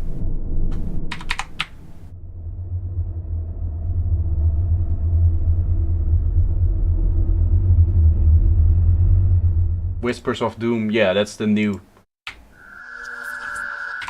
I think I'm gonna go with this one. Unless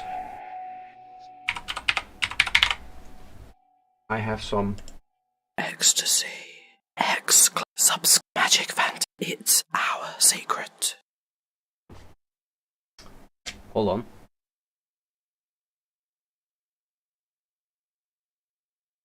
Send. Subscribe. Altered.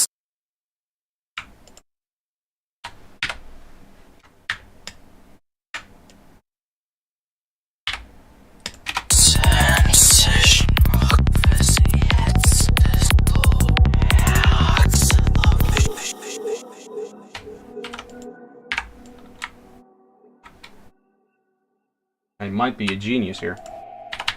We do this, and then we add this one on top.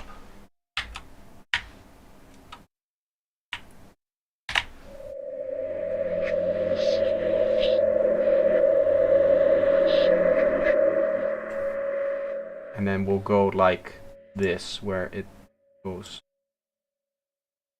to 0 here and then back down.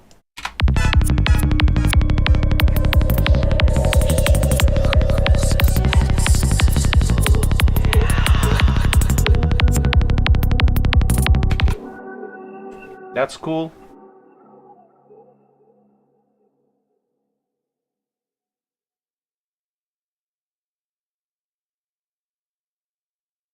Add gate to the vocals? I don't think so. I think I want it to be like slow and dark.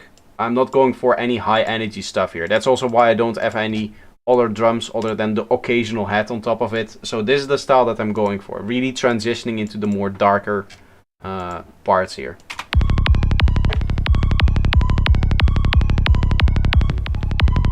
Right, that's what we're doing with the atonal stuff here. I might need some more stuff in here as well.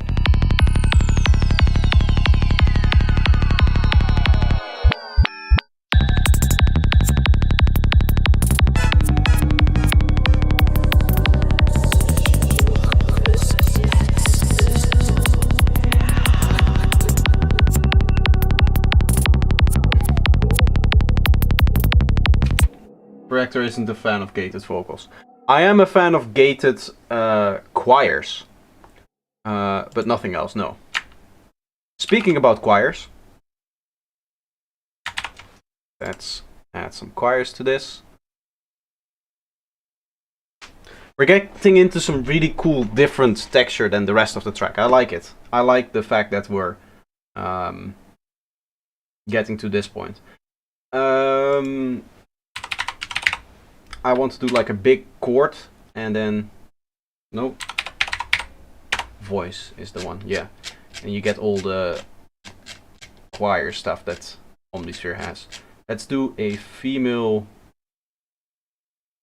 aw sound, I guess. And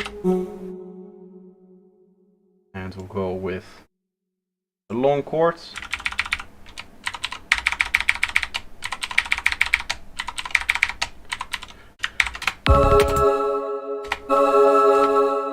Way too loud.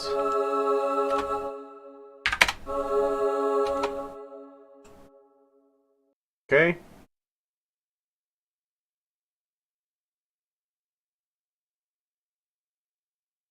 This is a great song. Thank you.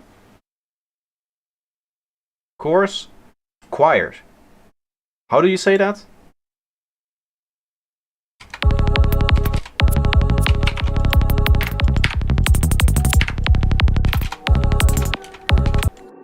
We just go like this.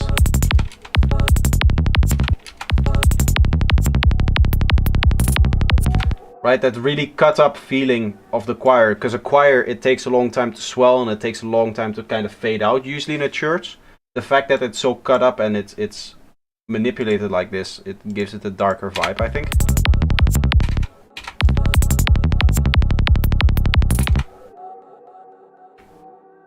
Here I'm gonna go with normal quarter notes on that, yes. And then there, I saw something else that might be interesting here inside of Omnisphere. There's this bowed colors stuff, right? I'm just gonna shuffle. Ominous groining.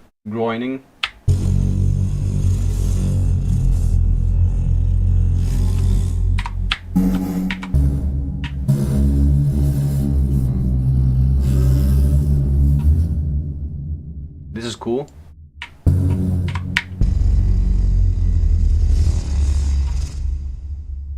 Yeah, I'll render that out and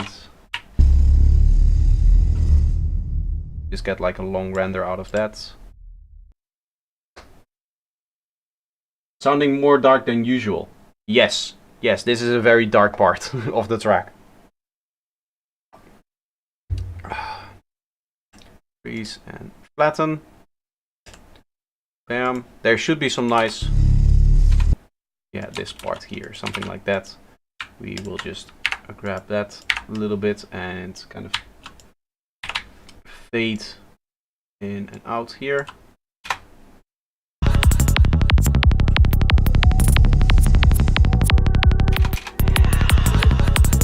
Maybe a bit longer.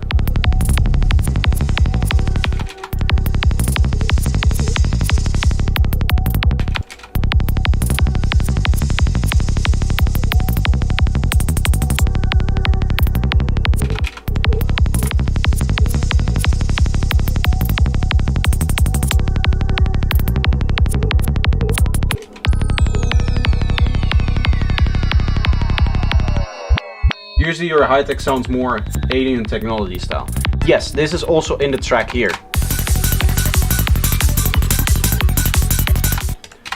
But here it goes darker.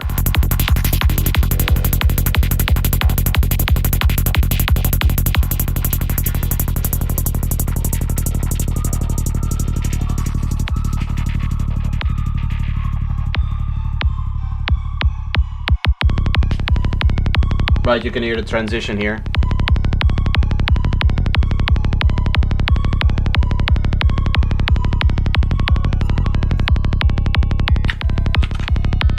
I want to do some more atmosphere stuff. I think I want a long one that is like transitioning into it.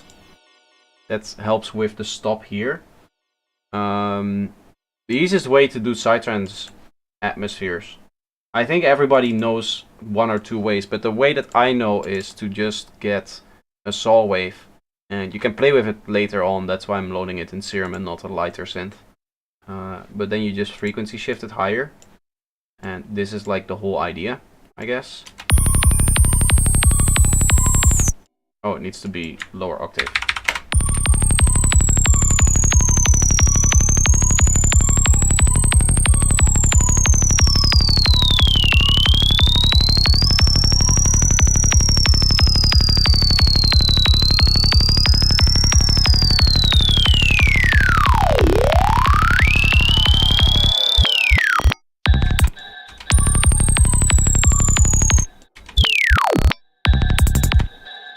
That's cool.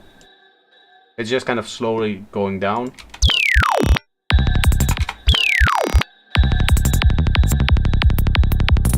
And then we'll add like a fully wet reverb in a small room.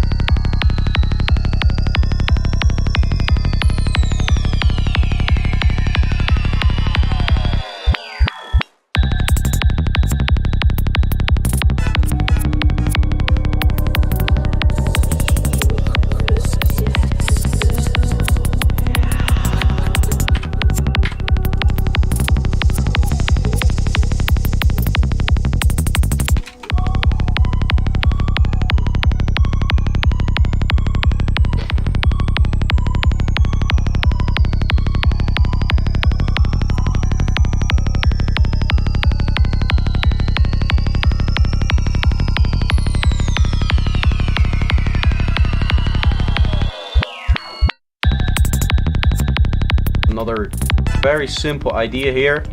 Where the bass goes up, I'm gonna double up on these things so that it changes twice. So that would be here too, and here it would be there.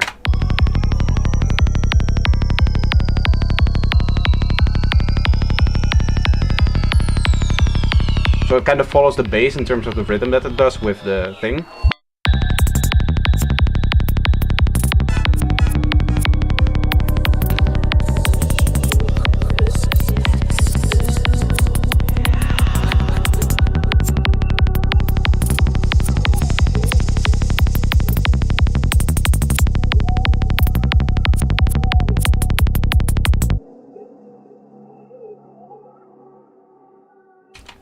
Cool. I think for now this is going to be it for today. I got 4 hours of progress done on the track. It sounds a lot better than the beginning. In fact, we'll have another playthrough of this whole thing here, and then I'll end the stream. Let me quickly set the ending points. It is like roughly around here. This is a cool trick, by the way, for anybody that doesn't know. You can put a length thing in your track and just make a MIDI clip on it, and anytime you want to select the whole track, you select the MIDI clip, Control L, and then it just loops the whole thing. So yeah, I'll play the whole thing one more time, and I'll shut up and you guys can listen.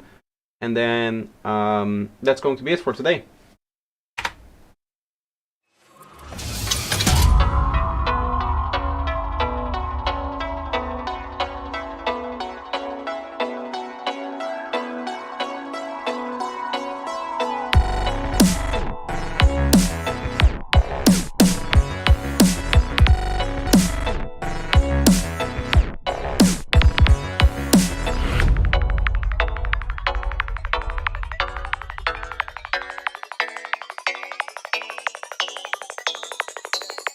The highest technology.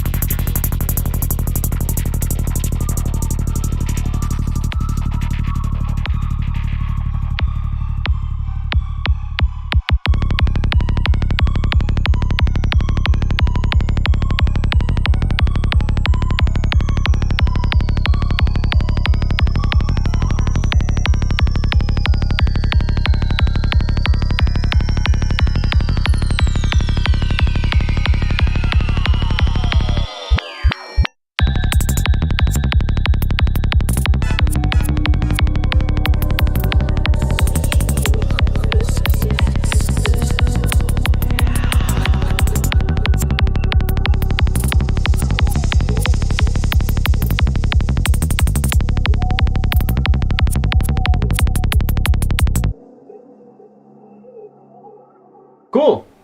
So that's the track as far as it is right now. Obviously there's a lot of work that still needs to be done. Already I hear that this needs a lot more stuff. There need to be more one-shots in here. I think this riser may be a little bit overpowering. But that's all stuff that I'm going to worry about in the next stream that I'm going to do on this one. You like that part at around bar 113. Okay, cool. This part here. Yeah, I like the transition area here. So that's where it prepares for. Other than that, I really like how the horror part came out. I think that this is now by far the strongest part of the track, personally. I think that this is better than the stuff that I was doing here, and I think the reason why that is the case is because here I had a clear plan of what I wanted for the track, whereas here I was like, okay, I need to make high-tech, let's just do what I think high-tech is supposed to do, as opposed to like actually trying to write a track with a storyline and stuff happening. You know, like having an idea what the track is supposed to be about. I think that's maybe something that we can address a little bit.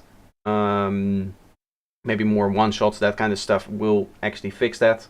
But we'll see. Anyway, that's going to be the stream for today. I just started my first high-tech production. This was a gift for me. Thank you so much. You're welcome. The horror part is powerful indeed. I agree. Yeah. For me, you can clearly hear that this was written with an idea in mind, and this a little bit less. I actually like the cowbell part as well. That's a really cool trend, like intermediary little thing happening there, with the little frequency shifter thing that we did. I'm now going to end the stream. I'm going to edit this into a video. I have no idea how long it's going to be. Probably a pretty long video because we did a lot of different things. But that's going to be episode number 5 of the High-Tech from Scratch series. I think I'll record separately some intros and outros and that kind of stuff. So I'm not going to worry about that now. But yeah, that's going to be it. I hope you guys enjoyed. And I hope to see you guys in 2 days for the feed.